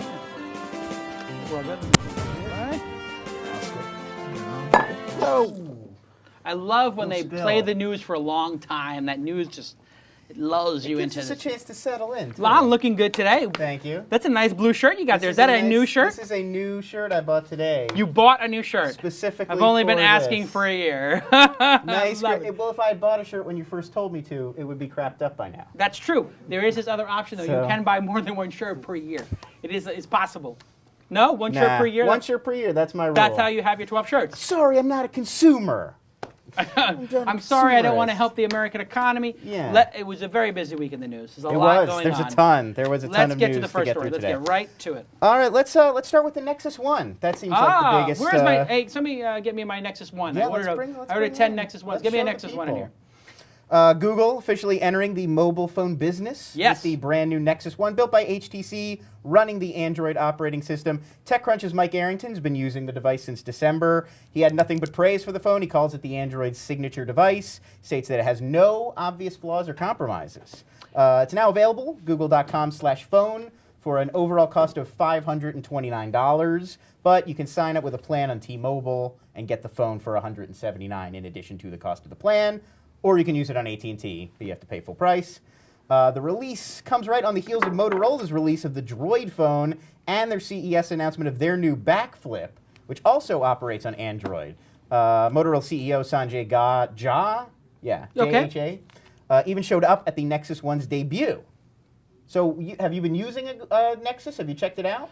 I haven't used it. I ordered 10 of them to give away, one a day for 10 days, just as a goof, because we don't spend any money on marketing at Mahalo. So I was like, let's spend 5. We're making money now. We're making literally, like, everybody knows Mahalo is doing very well. It's making millions of dollars a year. We don't spend any money on PR or marketing. We don't really believe in that. So once in a while, I like to test something. So I said, hey, to my assistant, crew, buy me 10 of these. So I bought 10 of them. Let's give one away a day to one of my Twitter followers or something. I gave one away last night. Right. And boy, I mean, I went from 80,000 followers to 92,000 today or so. 12,000 in a day. People are very excited about this. People are desperate to get their hands on them. You'll remember that I said when I got my Droid phone that the Droid experience was faster, snappier, and that for the main applications I use, which are Foursquare, browsers, Twitter, it's as good or better on Droid, the operating system, whether it's this phone or the Android phone. The Android phone and this phone are not that different. This phone is a little bit better, but this is the start of Google crushing the iPhone. I would short Apple shares. I know that sounds insane, but I don't think Apple is going to be able to maintain their margins, which have been ridiculous. And there is a concept in poker called overplaying your hand. And I've been meaning to write an email newsletter about this, but this is the perfect example of Apple overplaying their hand. They were heavy-handed with the App Store. Yes. This is an open App Store. You can put any software on it you want. You paid for it. They were heavy-handed with the AT&T contract. This you can use on any network. You can buy it direct from Apple, and then there's going to be a competition for who your service provider is. And this is going to be made by any number of people, and there'll be any number of versions of it. There are going to be hundreds, literally hundreds of versions of Droid phones around the world because Google has made the operating system open and free. Open and free beats closed. And not just phones. I mean, and there will be netbooks. Washing machines and machines, every lighting kind of application. systems and cars. And I said years ago, Google would go into the operating system business and into the Office business. They did the Office business. Now they're in the operating system business. This is as much an operating system as it is a phone, perhaps even more, as Tyler is alluding to, which means they are crushing not one, but the two biggest companies in technology with this one move, which is Microsoft and Windows, and simultaneously the hardware and operating system of Apple.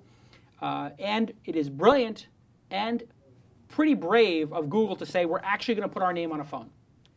That is the unexpected part of this, and that they're going to sell it direct. that Google made the operating system, that blew people away. What really should blow people away is that Google said, we're going to get into product design. We're going to design this product. We're going to make the hardware with a partner, just like Apple uses a partner. They're just Google's giving a little more credit to their partner that HTC is making it or whatever. Right. But Apple, who's the famous provider who does all the Apple? Yeah, there's some company that gets all in China that builds all the hardware for Apple. I mean, Apple designs it, but this is a sea change in a box on multiple levels. It's a sea change in terms of how the app business runs. It's a sea change in terms of how operating systems are deployed and openness, and also, at least in the United States, how phones are bought. In other countries, you cannot bundle service with phone. You are not allowed. It's two separate things. You can bundle, you can't give exclusives, better stating. So, for example, in Australia, I believe, and in also some places in Europe, you can't do what Apple did with AT&T. So it's huge, it's great, competition is best for the user. It's really an example of Apple arrogance coming back, and it's going to bite them very hard. And Apple stock is at an all-time high now, but I got to tell you, open always beats free. The hardware here, there may be some bad versions, but ultimately they'll make better hardware than Apple's. And that's going to be crushing for Steve Jobs. Steve Jobs' best moments might be past him. The iPhone might have been the peak of Steve Jobs' innovation, and his own quirkiness, his own obsession with control may have just limited his peak in what he can do with Apple. Well, this is exactly the same thing that happened in the PC universe. PCs were open, and you could basically get in there and monkey around. And there's many providers of PCs, and that's what killed. I mean, that's basically what pushed Mac into the upper 15% of the market share and allowed Gates to take over. So it'll be interesting to see whether Jobs will repeat the mistake that he made in the 80s again. Yep, Apple is going to be the Apple of Apple. Apple, no, in the iPhone space, the iPhone will be the Apple of phones, which is small market share, beautiful, a loyal following, but it's amazing to me that they're actually predicting that the analysts are actually savvy enough to predict that there will be more Droid operating systems than iPhone. I thought they would all be drunk on it, but they're all saying, the analysts across the board are saying there'll be more Droid phones, and price is a big driver. Just the updatability of the apps. You can update daily now as a developer instead of right. I mean, we heard before days. When Row 23 was on, he waited 4 months to put his application out. Do you realize he would have to wait 4 seconds to put it on this phone? 4 seconds versus 4 months is a big difference in technology innovation. You don't even know that you're going to get approved. You make all your plans. That's the whole thing about it. Just, and I wrote all these things about Apple, trying to explain like this is not a good idea for them. And now, what's happening is other companies are realizing their Achilles heel, and they are targeting them. Apple's made a lot of money. They're being targeted. They're being targeted on the iTunes front by Spotify and Rhapsody and Sonos, and those are all better products than iTunes. iTunes is a terrible product compared to Spotify. I have a Spotify account. You guys have Spotify accounts yet? I'll give you my. I don't have. I had that. I tried it out. But I have a press account, and Spotify is game over for iTunes. Wow. In the same way, this phone is game over for iPhone. For many people. Oh, now you can do Spotify and on you'll this. be able to do Spotify in this. But not on the iPhone. And it really, you have to be very careful when you get market share that you don't overplay your hand. In poker, you get dealt pocket aces. You think these aces are the greatest. I raise. And then somebody else says, you know what, I got 6-7. That's not as good as aces, but I know that that's the hand that is most likely to crack the aces. So you raised it to $100. Okay, I'll call it just in the chance that I might get a straight. And all of a sudden, a 5 and an 8 comes out on the board and an ace. Now you think, oh my God, I've got 3 aces. And you've got 5, 6, 7, 8. An up and down straight with 2 cards to come. That means that there are 8 cards in the deck out of 40 that can help you. If you times 8 by 4, you get 32. You've got a 32% chance of beating those aces. And then all of a sudden, the 4 comes or the 9 comes. And guess what? Boom. Aces went all in with 3 aces and they lose. It's called overplaying your hand. And it's exactly what Apple has done. Silence. Sounds right. I mean, I'm giving a poker analogy. I don't know if it makes any sense to anybody. But I'm having the big poker game on Saturday at my house. Yes. The CEO poker game. Poker. And the CEO of one of the top 5. Oh God, how do I say this without revealing who it is? Anyway, there is a CEO coming down from the Valley with his private jet with 2 Apple executives on it. So it's going to be a very interesting poker game. 2 VPs from Apple will be at the Cala compound. A couple celebrities, big game. Kevin Pollak. Big game. Anyway. Are you going to let Mahalo's own director of technology deal? Jacob is going to be allowed to deal. Jacob Birch is going to deal? That's an excellent choice. It's an excellent choice.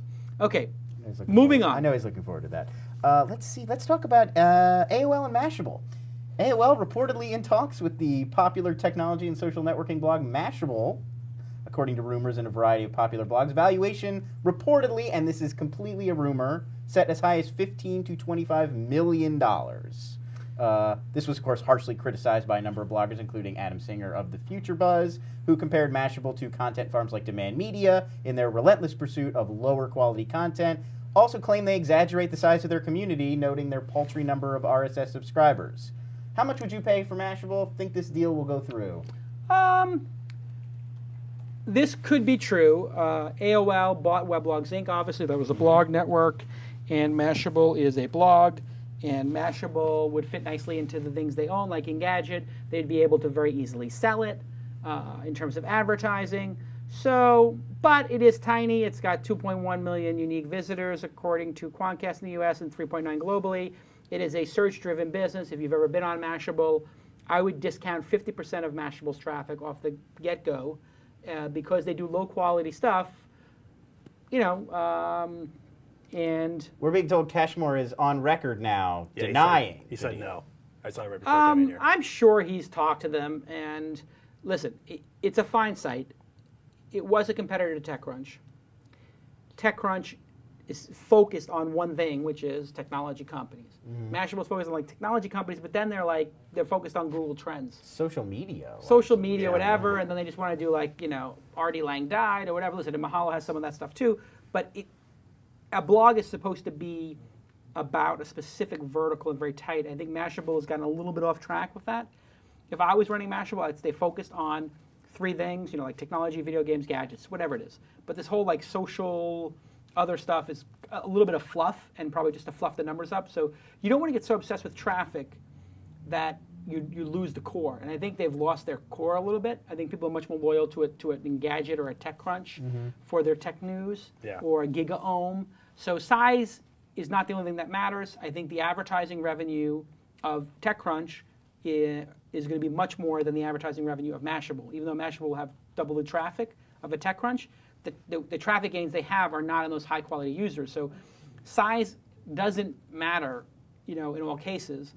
Wall Street Journal might have less traffic than New York Post or Perez Hilton, but they're going to get a $100 CPM or a $50 CPM. TechCrunch is probably running a $50 CPM. Mashable might be a $5. AOL will buy more blogs, clearly. They're going to build them, and they're going to buy them. It's their whole model is Weblogs Inc. So it's believable that they talked. Pretty strong rumors have been out for a couple of years now that they talked to Mike Arrington about buying TechCrunch. I suspect that's true as well, without knowing definitively. And if I did know definitively, I wouldn't say anyway. Right.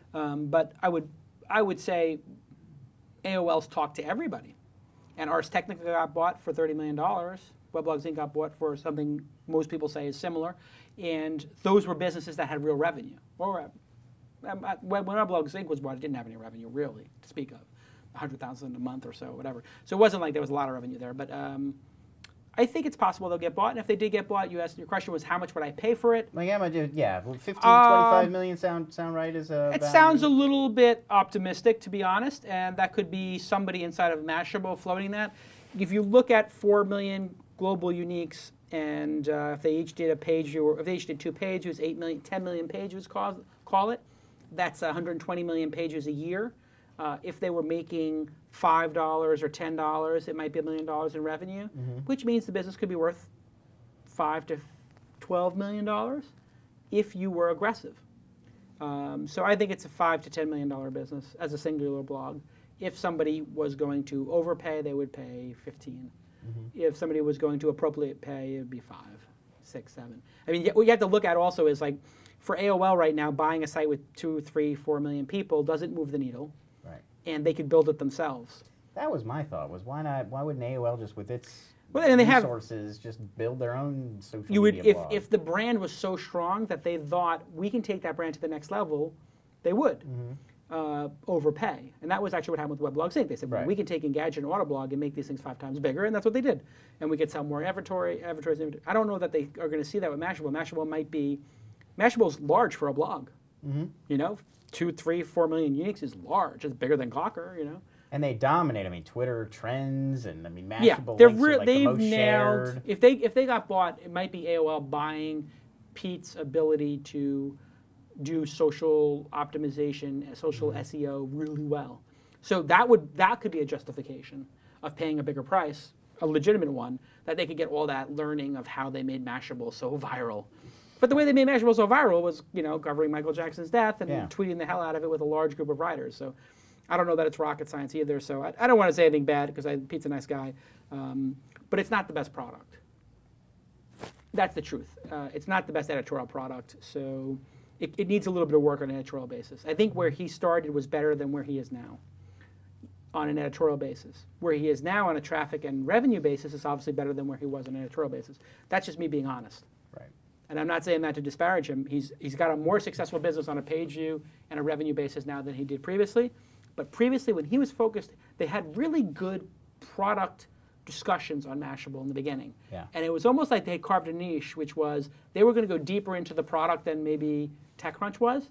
TechCrunch was more news, and Mashable was more, let's talk about the product, like a Download Squad or a Life Hacker. That was the original distinction. Would be TechCrunch is very the business side of tech. Right. And Mashable was more from a product standpoint, or even like a geeky, like what's it like to use these products. And they've definitely moved into a more diverse, busy kind of content. I don't understand what it stands for. Tyler, you're pretty close to the brand. What do you think? They really got into what appeals to people, consumable, quick content. Yeah. That's very tweetable. Like top 10 lists became very hot, but actually very useful because it would be like top 10 best tools for getting Twitter followers, top 10 tools for getting.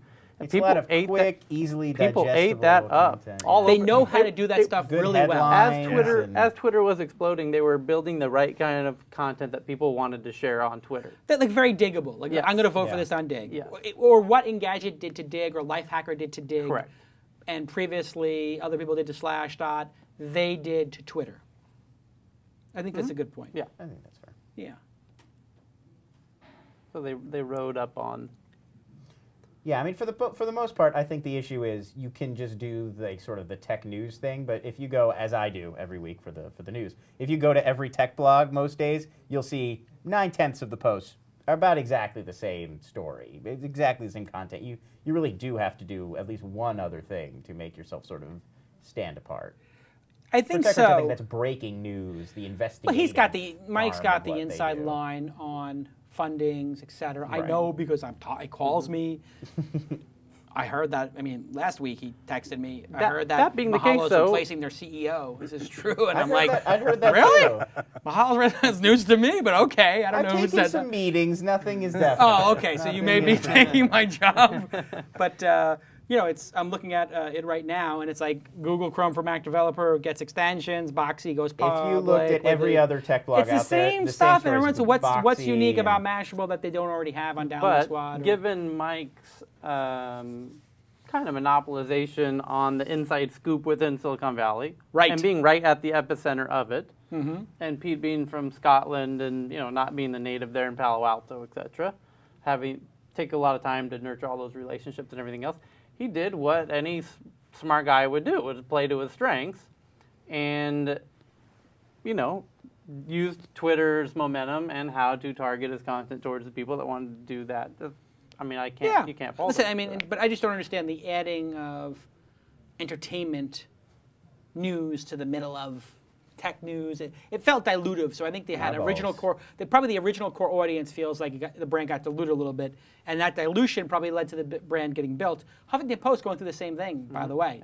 It was like political and focused on news, and now you go there and it's like this is just an SEO trap now. I mean, The fascinating thing to me about Huffington Post was it was very, very focused on the blogging at first. It was like, oh, there's going to be all these great celebrity bloggers. Yes, and now they won't do it. Now, now, I mean, you go to the front page, you don't even see who's got blog posts. I mean, Alec Baldwin writes stuff for him all the time, but it's buried. They bury it. It's all. They would much rather have like these are 10 boobies, the 9 hottest bikinis, the 11 hottest breastises. It is amazing. The 16 how that's deepest cleavage canyons. I mean, it's just. But it's like metric-based decision making though. Well, Like they see that the booby page yeah. got 10 times the views so than Alec Baldwin. from an this SEO is the SEOification, the commodification of content that demand media is doing. That's flooding the internet with garbage. And so the question is, how much of what Huffington Post is garbage versus how much of it is high quality? And you can play this SEO game on the low quality stuff to a point. But then if it gets to the point where it drives away the original core users that made the brand stand for something, you lose. I think actually Huffington Post is on the brink of that. Yeah, it's going to start going downhill because if you people lose just your core, associate they're going to come back. You lose your core, they don't come back.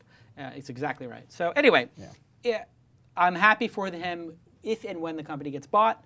I think Pete Cashmore's done an exceptional job as an entrepreneur. I think it's his first company, so good on he's him. done great out of the gate, absolutely. So congratulations. Getting past 1 million unique visitors to your site is a true accomplishment, let alone 4. So good on him. I hope he does get bought, and AOL would be a perfect place to buy it at the right price. All right. Staying on the blog beat, let's talk about the Crunchies. Oh, I'm going up. I will be giving an award. The Crunchy Award, celebrating the best in 2009 technology, will be held tomorrow at San Francisco's historic Herbsy Theater? That's close enough. HERBSY. The winners in 18 categories will be announced, including Best Internet Application, Best Social App, Best Mobile App, Best Design, CEO of the Year, Best Enterprise. Thank you. Best New Startup or Product, and Best Technology Achievement. And I do have all the nominees here if you want to hear any of them. Any favorites going into this year's ceremony, and what 2009 startup would you pick as like the #1 award-worthy startup? Okay, so started in 2009 or just overall? I think it's overall best startup of 2009, and I'll tell you I'll tell you the winners right now. You tell me. Okay, well I could read you the nominees for best new startup or product of 2009. There's 2 categories. There's new and then there's overall. Right. So new. New is Aardvark.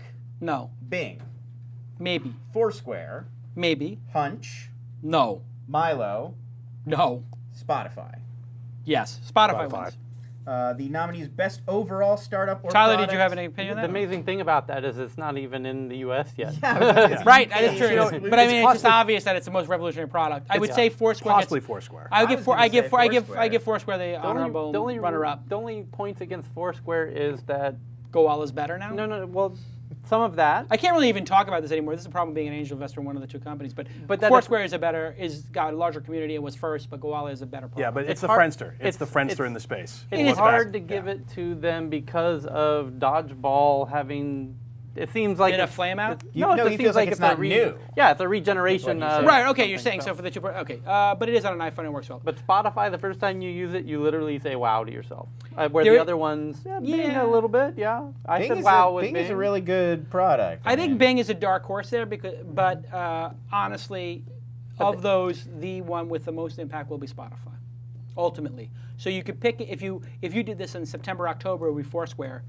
If you do it 3 years from now, Spotify is the one on that list. Spotify and Bing are the ones that will have the largest consumer base of users and be the most successful. Bing, for obvious reasons. I got to get in on that. You got to share that.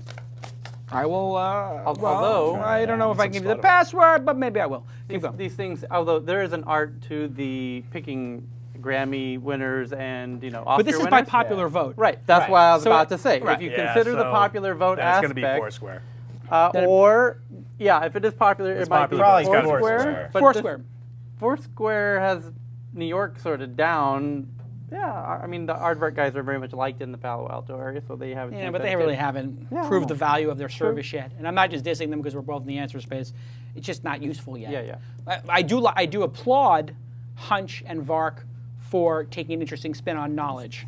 And Hunch, I think those decision trees are interesting. I just think they're too slow to be a value for people. Most people do not want to do a decision tree to make a decision. They want to be told by an expert or by their friends what works. And that leads to Vark, but Vark is annoying right now. Like, it just pings me all the time. Like, I just find I feel like just my experience with answers communities or Twitter is when you want to know the best sushi restaurant in Palo Alto, you're going to tweet it or you're just going to ask it on a Q&A site or on your Facebook. It doesn't really feel like I want to send it into this social network, vacuum and then have an answer get spit back to me 2 days later. I just haven't had a good experience with it yet. Vark. I've had a good experience of asking questions with it. I've asked a couple different questions and gotten pretty good. Not immediately, but if you're willing to wait, you will get some good answers.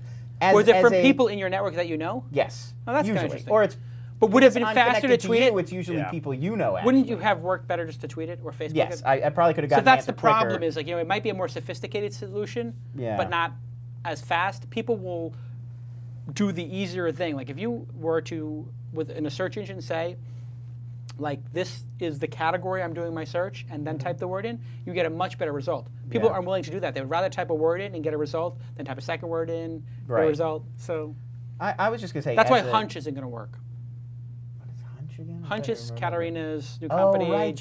Yes, it'll tell you what you want. Well, basically, you make a decision tree, and then it tells you what you want. But people are not going to use a decision tree to make a decision. It's they've had these things for a while, and that's engineers making products. That's what that is. Yeah, but Katarina's very smart. I don't want to diss it. I applaud it, and I don't want to dismiss it early because maybe they'll find a niche for it, and there'll be something. But like I wanted to get a Canon camera, so I put it on Mahalo Answers. I put $5 on. I got an incredible range of answers. I put it on my Facebook and Twitter. Got an amazing range of answers. Then I bought it, and I got syndicated to Blippy and got a whole nother thread that I maybe bought the wrong one. And I was like, maybe I should return it, but also the device on it. So I got the Canon D7 instead of the Canon Mark III 50D or 5D or whatever.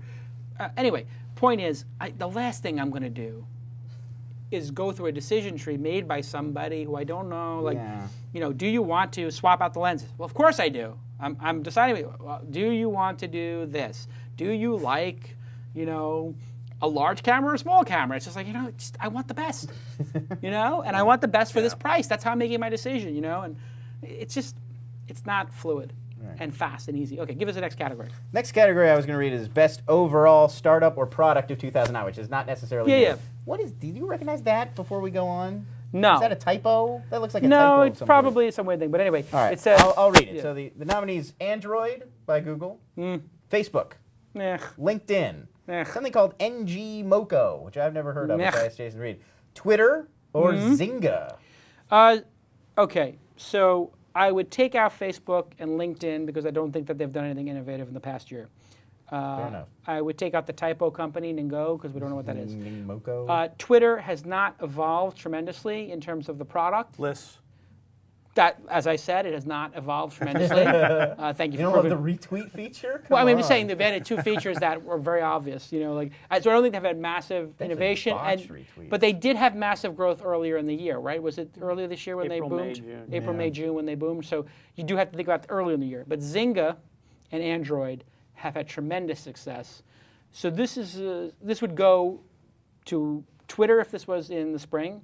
This would go to Android if it was 3 months from now, but it goes to Zynga because Zynga has made the most money, the most innovation in creating a whole entire new category. 5 years from now, it'll be Android, but right now, the correct answer is Zynga. Completely agree. Tyler?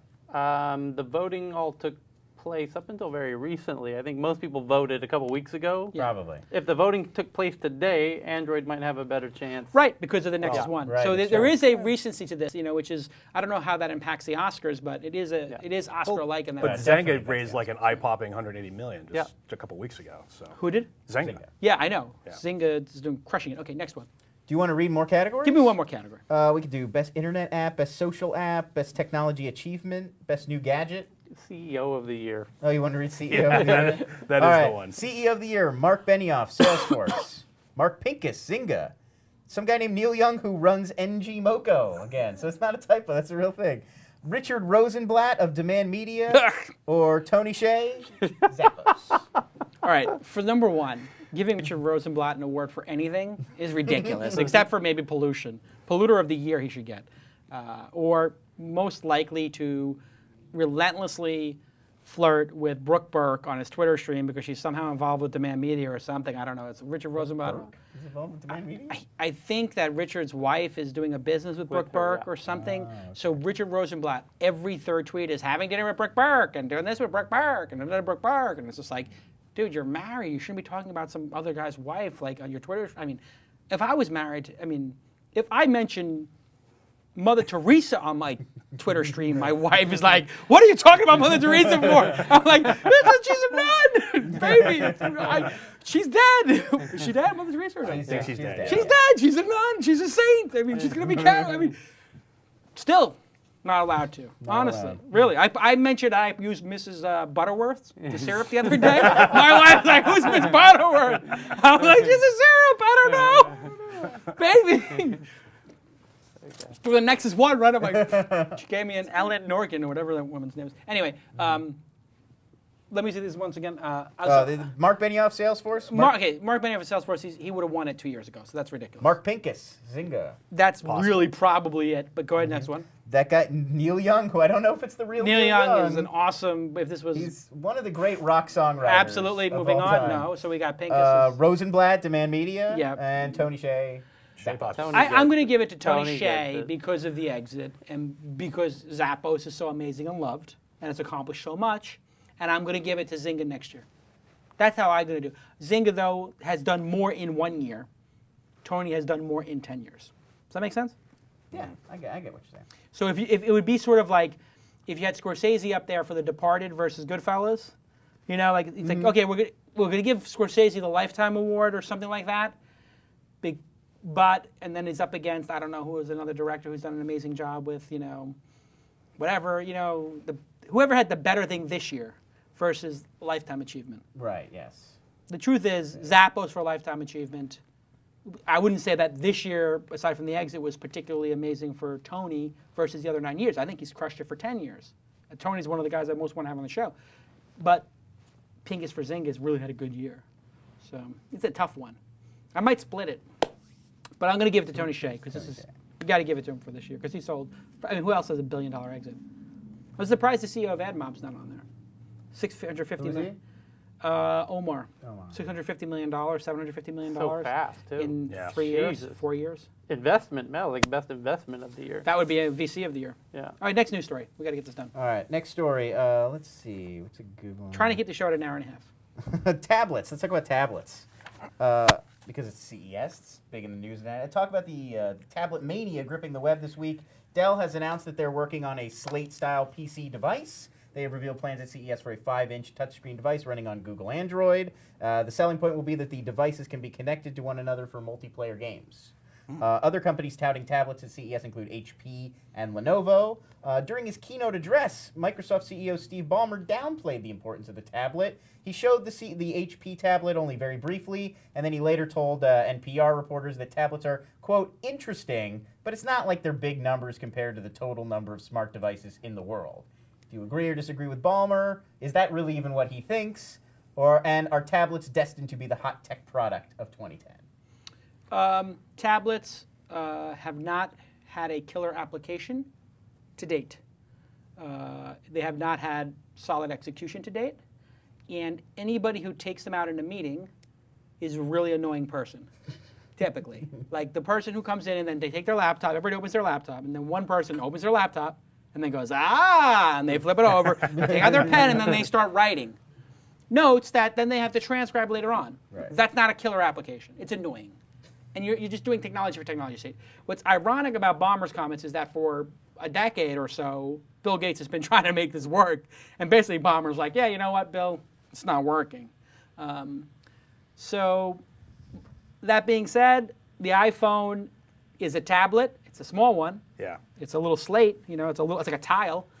So a little bit bigger. I would like my iPhone to be a little bigger, maybe. But it's going to get to a point where they don't fit in your pocket. When it doesn't fit in your pocket, then it's a laptop. It's going in a bag. If I got it in a bag, I want my MacBook Air or something like that. I want a full keyboard. I have a contrarian opinion to this. The killer app for the tablet is to be a better Kindle. Okay. Books. Sure. So the Kindle is not perfect. The Kindle is flawed in many ways.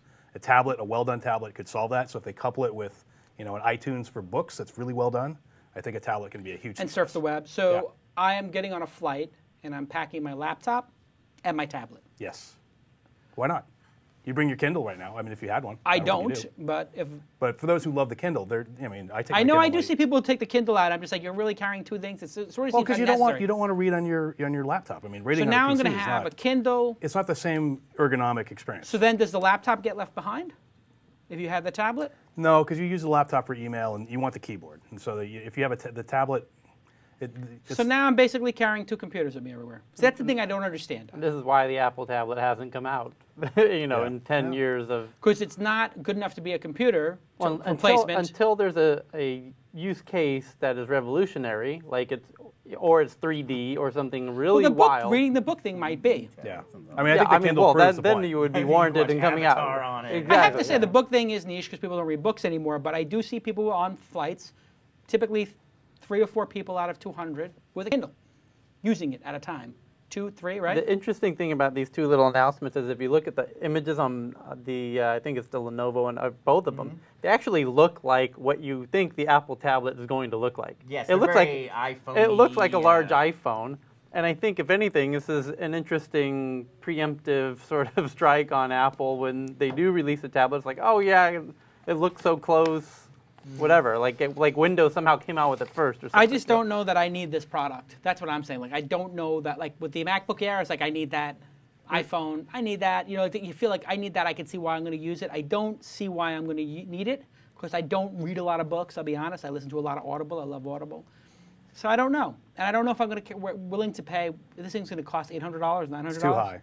Yeah. If it was $300, like Mike was saying, with the Crunch Pad was going to be, I'd buy Then them. yes. Sure, I'll put it in a drawer, keep it by my nightstand.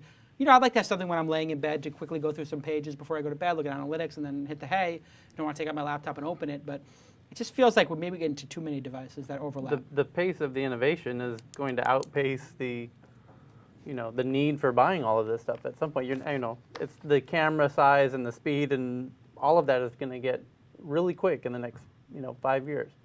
Yep. What are you going to buy a phone every 4 months? We're getting to the point where it feels like diminishing returns. Next story. Let's see. Well, I'll give you some choices. Are we not allowed to talk about Gowalla? I should skip Gowalla? No, go ahead. I'm not going to penalize Gowalla. Okay. Gowalla, they're doing a promotion along with InCase. When you check in at Apple stores, Gowalla will give you a promotional badge. It's essentially an ad for InCase products like messenger bags, computer backpacks, iPhone sleeves. Gowalla's founder, Josh Williams, said that the goal is to, quote, encourage people to visit a real-world location where they can find and sample InCase products. And, of course, they'll be tracking impressions, check-ins, number of badges they distribute, all sorts of other metrics for InCase, hoping to keep going with such partnerships. So what is the line between, like, what would be sort of an annoying ad in the middle of a product and a cool in-game promotion that just happens to be sponsored? And what could Gowalla do to really make this sort of a business? Everybody likes coupons. If they're done and they're targeted well. And if the application, I just pulled out Gowalla right now, disclosure, I'm an small investor in. If you have the ability to turn them off, let's say, or only see a modest amount of them, people are going to see them as content in the same way people look at Google AdSense as content.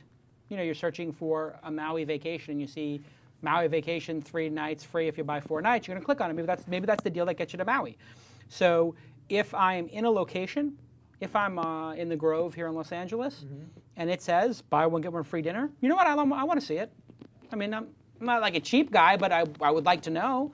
And if it said to me, let's say we're having brunch, and it said, by the way, last minute tickets to the movies are half price because the movie's not sold out. Okay, like lastminute.com used to be or whatever. So I think it has great potential if the controls are in place so it is not overwhelming. There is a website, an iPhone application called Postabon, Postabon, which is very popular in New York, which essentially is what are the coupons and deals near me, and I can put them in. So I could say, there is a buy one, get one free entree Monday nights at this restaurant, and I put it in myself. The people don't even have to put it in. So for people who want deals, they could actually go to a specific application for that. What I think Gowalla should probably do is be subtle and only use high-end people in it, and have a thing that just says, have a little button at the bottom that says coupons near me, or deals near me, and put them in order so the people who want deals can see deals. Yeah. And if you're like, I don't want deals, I just want to interact with my friends, I don't have to. So it really is a matter of controls. Right. Like many things. But any of you guys have any thoughts on it?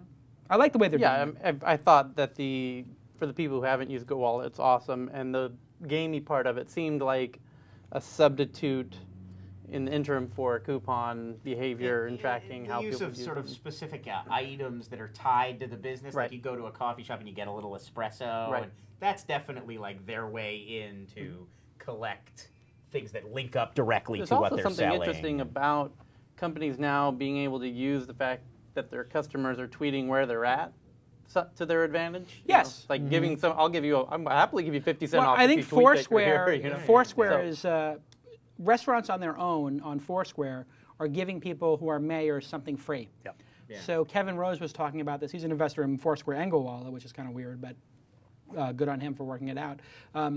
He said he went to a pizza place, and because his friend's the mayor, they gave them free beer.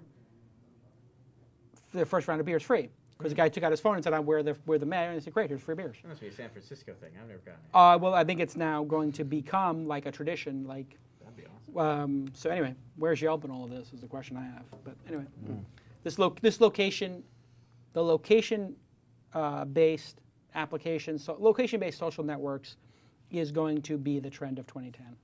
I'm very happy I was able to invest in one of the companies involved in it. Next story.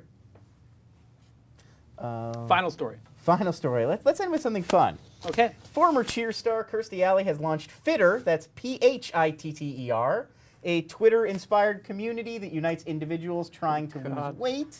The site is clearly P-H-I-T-T-E-R? Fitter, yes, right. Twitter, but with a P-H.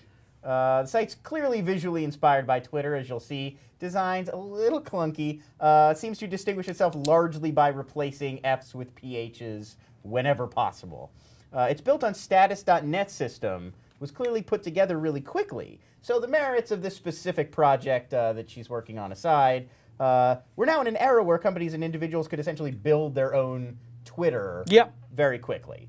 So are we going to start seeing a massive surge in these kinds of Twitter clones, or would it make more sense for everybody to just go on Twitter and try to amass a big audience there? Number one, your news delivery and the writing of the news is getting spectacular. That was like, I felt like I was listening to... Glenn Beck? No. Who was the guy? If you rearrange the letters in Fitter, it spells Obama. No, who's the gay guy on CNN? Anderson Cooper? Anderson Cooper.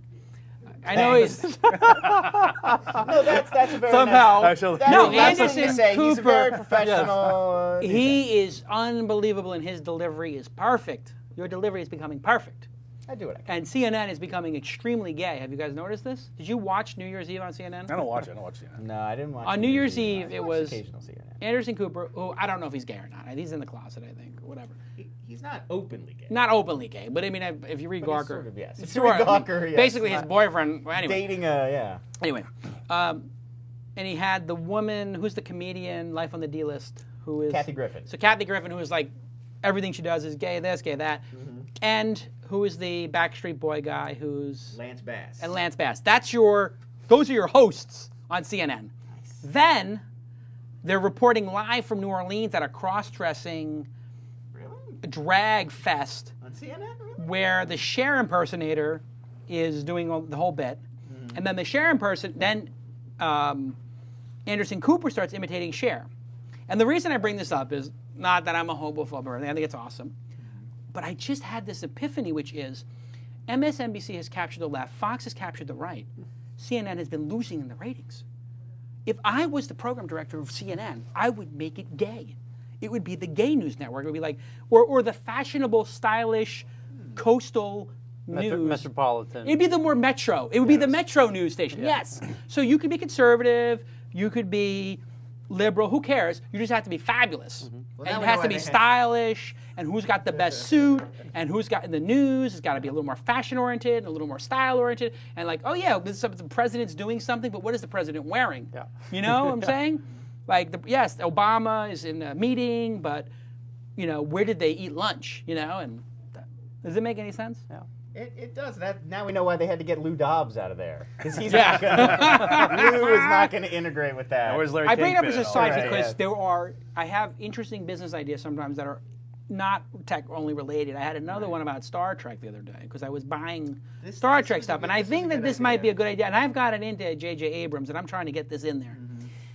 Why don't they, since the movie business kind of sucks right now, right? I mean, they're having a hard time making money or something. They had a good year. They did have a good year because there's some blockbusters. They're having but trouble. DVD and Blu-ray there sales are that they issues count on are slumping. Right. And J.J. Abrams did an amazing job with Star Trek. I watched it for the second time on Blu-ray, on this LED TV with the Blu-ray player. Samsung is unbelievable. It's really fun. I had a better time watching it at home on the Blu-ray player than I did in the theater. It was like an incredible experience. Anyway, why don't they get that cast together, write literally 3 or 4 movies at a time? Since they're all on the bridge or they're in the academy, it's all the same sets, basically, and green screens. Have them film 3 movies at a time and release every Memorial Day a Star Trek for 10 years and do a whole arcing 10-year Star Trek thing and pay each of those people who are actors in the movie $100 million each to spend the next 5-6 years doing 10 movies. If they gave each of the 8 actors $100 million each, they'd do 10 movies. Each of the 10 movies does what, $500 million? How much does that film do? It's got to do $500 million. Total, I'm sure it's exceeded that by now. I don't right, know what maybe it $1 billion. I don't know what it did. So anyway, if they did it every year and you just made it like every year on Memorial Day you go see a Star Trek film and there's like Star Trek 1 through 10, boom, the DVD set. 10 years from now, can you imagine how awesome it would be to just have a tradition of a Star Trek movie every Memorial Day? That'd be pretty cool. I think they could do the same quality level because then if you had everybody working and they would all, you know, like they're all got the costumes. It would. I guess they did that with Lord of the Rings. Well, Lord of the Rings, they filmed all 3 Lord of the Rings at once. Like sometimes he was filming scenes for the 3rd and the 1st one on the same day. So I'm saying the same thing. Like we know that in these 3 movies that are coming up, they're going to be on the bridge these 3 times. Right. So let's set up the bridge and we'll film the bridge for 3 movies. And can you imagine how much money that juggernaut would make? Well, the problem is if you get like some bad ones in the middle, like Star Trek. Sometimes runs out of steam and has some bad movies. So you if think that matters to Star Trek 6, fans? It's bad. No, you're right. It's like, well, you could even get a creative group together. Wouldn't even like each group of 3 could be made by different. Like he could start farming them out. So it wouldn't even have to be one guy comes up with. 10 these Star 3 Trek could be the ones that are done by Tim Burton or whoever. You know, the very. That'd be interesting. Yeah, it would be interesting. Well, it could be dark. It could be Borg-like and alien-like. Or actually have Ridley Scott do a series of 3 that just revolves around the Borg or the Borg being Borg or something. I don't know. Yeah. Anyway, these are just non-traditional business ideas. It's good to think like this, even if you're not in the thing. Let's thank all the people who called in today.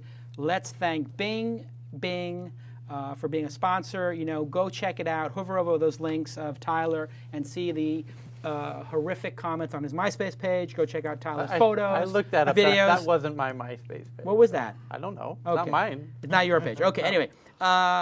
Go check out DNA Mail, WebSpy, and Power VPS, 3 of our big sponsors from the beginning. DNA Mail.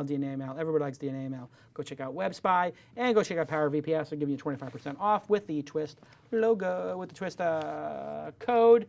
And of course, Ustream, iStream, we all stream for Ustream. Thank you to Lon for the news. Very professional. Thanks for buying a new blue shirt. It looks tight. I like it. Who's the shirt by, may I ask? This is I got a Banana Republic. I think it's theirs. Genius. Looks great. Now we get you a nice blue. At Tyler's suggestion. Was that what he sent you to Banana Republic? He sent me to BR. Yeah. Okay, and is it fitting well? Because I have a person who can cut the fit. Fit is very important. Yeah, it could use a little haberdashery there, because we'll just cut the sleeve it's pretty length. Well, but sleeve length is critical. Sleeve length is critical. Well, I'll send you to. I got a Korean lady around the block over here who does a great job. Well, we'll get it. Thank you for Tyler for all his wonderful insights. Thank you for the crew, Kenny and Alex and everybody. You guys did a great job. It was flawless today, which was unlike 2 weeks ago when it was a little less than flawless. Mistakes were made. Mistakes were made. But who cares? It's the internet. It's not like it matters. And Mark Jeffrey, Project W, well underway. We'll make an announcement of that in a month. It's doing quite well so far, yes. It's quite well so far. And everybody, thank you for the Open Angel Forum. I'm going to give this Nexus away later on today on Twitter. They were all going crazy in the chat room. I'm not going to give it away to somebody in the chat room. I said I'm going to give it one away. Just go to Twitter and follow it. And we'll give one away a day on Twitter. This is number 2, so there's going to be like 8 more. What's the hashtag on Twitter again? #free Nexus 1. But you have to be following at Jason and at contests. I got the Twitter handle contests, so we're going to start using that. Maybe we'll try to figure out how to make a business out of that. We could do it like as a project here on the air. Great show, everybody. Oh, did we get Scott? Simcoe? on the phone? Superfan Scott? 30 seconds, perfect. Interestingly enough, the blog is doing great on This Week in Startups, but we need help with the blog. So I said, who would be better to come work on the blog than Superfan Scott Simcoe, who everybody knows has been blogging about the show since the beginning. He's been doing it. Started a blog. He had already started a thing about the show, so we actually hired Scott to blog for the show. He's getting paid. He's like a staff member now. So he went from fan of the show to a superfan status by making a blog about the show, and now he's gone to being a member of the staff. He's actually getting paid. So here we go. First time I've ever talked to Scott on the phone, by the way. Oh. Let's see. Scott, are you there? Hey, Jason, how you doing? How are you doing, Scott? And where are you located in the country, Scott? I never knew. I am in Northern Virginia. In Northern Virginia, you are a super fan, or were previously a super fan. Now you're part of the team. Welcome aboard. Well, thank you. I was quite shocked. You've done great work. What's the name of your site? It's Startup Recap. Yeah, so startuprecap.com is where he's been blogging about a bunch of different web shows. And originally it was called This Week in Startups Recap, I think. Right, and it was I felt kind of long. A little bit. I wanted to diversify a little bit with, I thought Andrew Warner's stuff was great with Mixergy, so I thought it best to diversify the name. So you keep doing your site, but you're going to be the official blogger of thisweekinstartups.com, and you've already started putting little things up there. And basically, I think what you should do is try to fill in the time between shows with updates on the Ask Jason callers and the Shark Tank. Maybe if there's news about the people who've been on the show, let's say David Sachs were to sell Yammer, we could do a little blog post about that, maybe email him and even say, hey, can we get a couple of questions for thisweekinstartups.com? But basically make it like our own little, light, mini TechCrunch about the people, but only about the subsection of people on the show. It doesn't have to be like original reporting all the time, but just we now have a list of 40 people who've been on the show. We could follow up with them. And I love the idea of following up with the Geek Stack, 100 days after being on the show, where are you at? I love the fact that you found This Week in Startups mentioned other places, like Gary V mentioned how it was a great show. You pulled the audio clip. So I think keep cutting up the clips, and people should know now, fans of the show, that going to thisweekinstartups.com will lead to, we're going to try to hit, 5 blog posts a week, 10 blog posts a week, something in that range? Well, I definitely want to make it more interesting, and my goal has always been to show an interest in every single caller. So hopefully I can do that. And I've always thought it was fun to look back and see if some of these people take your advice and see if they've done some of the things that you've asked them to do. Yeah, that's really interesting. And what you'll do is you'll be a critical part of that process, because when you ask them if they haven't done it, they're like, oh my God. So you remember the person who was on the other week with the music idea, which was really good. He emailed me, actually, which I got to forward to you, and was like, oh, I'm behind in what I was doing, but I redid the website. It looks really good. I mean, he's not ready for Open Angel Forum yet, but I think in another 2 or 3 months he might be.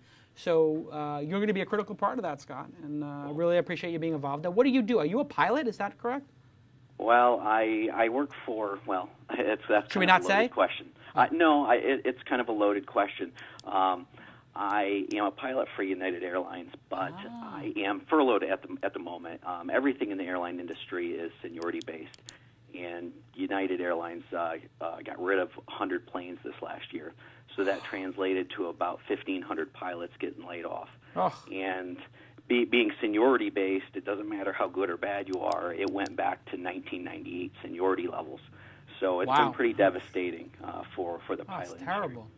Terrible. And now, the oldest pilots to be the ones? well, I guess they're doing seniority to be the most experienced, but I think what Scott's getting at is maybe it's not merit-based, which might be something to take into account. If the person's had a lot of mistakes, maybe they shouldn't be but I mean, they got to do it some way. Well, if they had a lot of mistakes, they may not be pilots anymore. Right, they would still be pilots, hopefully. Absolutely. Well, I'll call out Richard Branson and we'll get you on Virgin.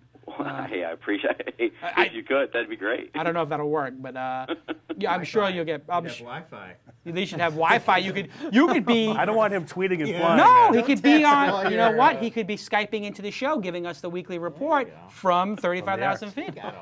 Anyway, listen. You got a little side job with us. And this could go places, I think, and people in the chat room are asking, is he getting paid? Yeah, he's getting paid a little something. It's not the hugest thing in the world. The show's not huge yet, but it could grow into something, and that's what being in a startup environment is all about. We really appreciate you I personally, Scott, really appreciate the fact that you took initiative, and I'm really glad you're part of the team. So thanks for joining us.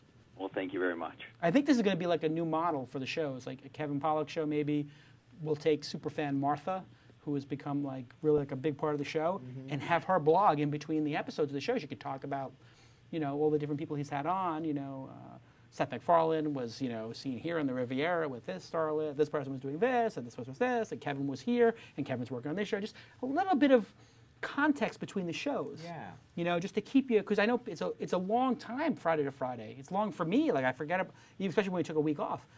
Just to build a little something between the shows. And the fans like it. Feel like a community. There'd be more of a community around this blog. And getting to more know, comments. Getting to know stuff about the people they're watching every week. You Absolutely. know, all the guests who are coming through. I think it's a good idea. So anyway, keep coming up with good ideas, Scott. You can. I trust your judgment. You know, try a couple different things. If it doesn't work, it's no big deal. So be creative.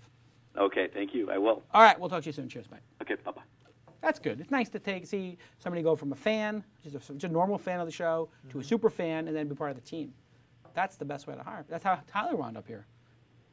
He was a super fan. Super fan. He wasn't really a super fan. Tyler was a commenter on my blog. I looked at his blog and said, this guy's smart. Maybe we should have him over for lunch. He could become the producer of Calacanis Cast, which was the original way I used to do it. And then, you know, next thing you know, Tyler's in charge of everything. Strategy, whatnot. Running the show. Amazing. I think I'll take the Nexus phone. Do you want a Nexus phone? What do you want? No. Tyler's doing well. Yeah. Just for the record, Tyler and Lon specifically are doing well in 2010. The expectation has risen for their leadership abilities. We're expecting big things from them at Mahalo. Taking ownership of stuff. Open Angel. Actually, that's a good idea. When I get the Mahalo jet or the Open Angel Forum jet, Scott could be our pilot. But he only flies the big jets, I think. So we're going to need a 747 or 737 or something. Yeah. But that's okay. We need it. We're going to need it for all these Nexus ones. Okay, thanks everybody. We'll see you next time on This Week in Startups. With this time,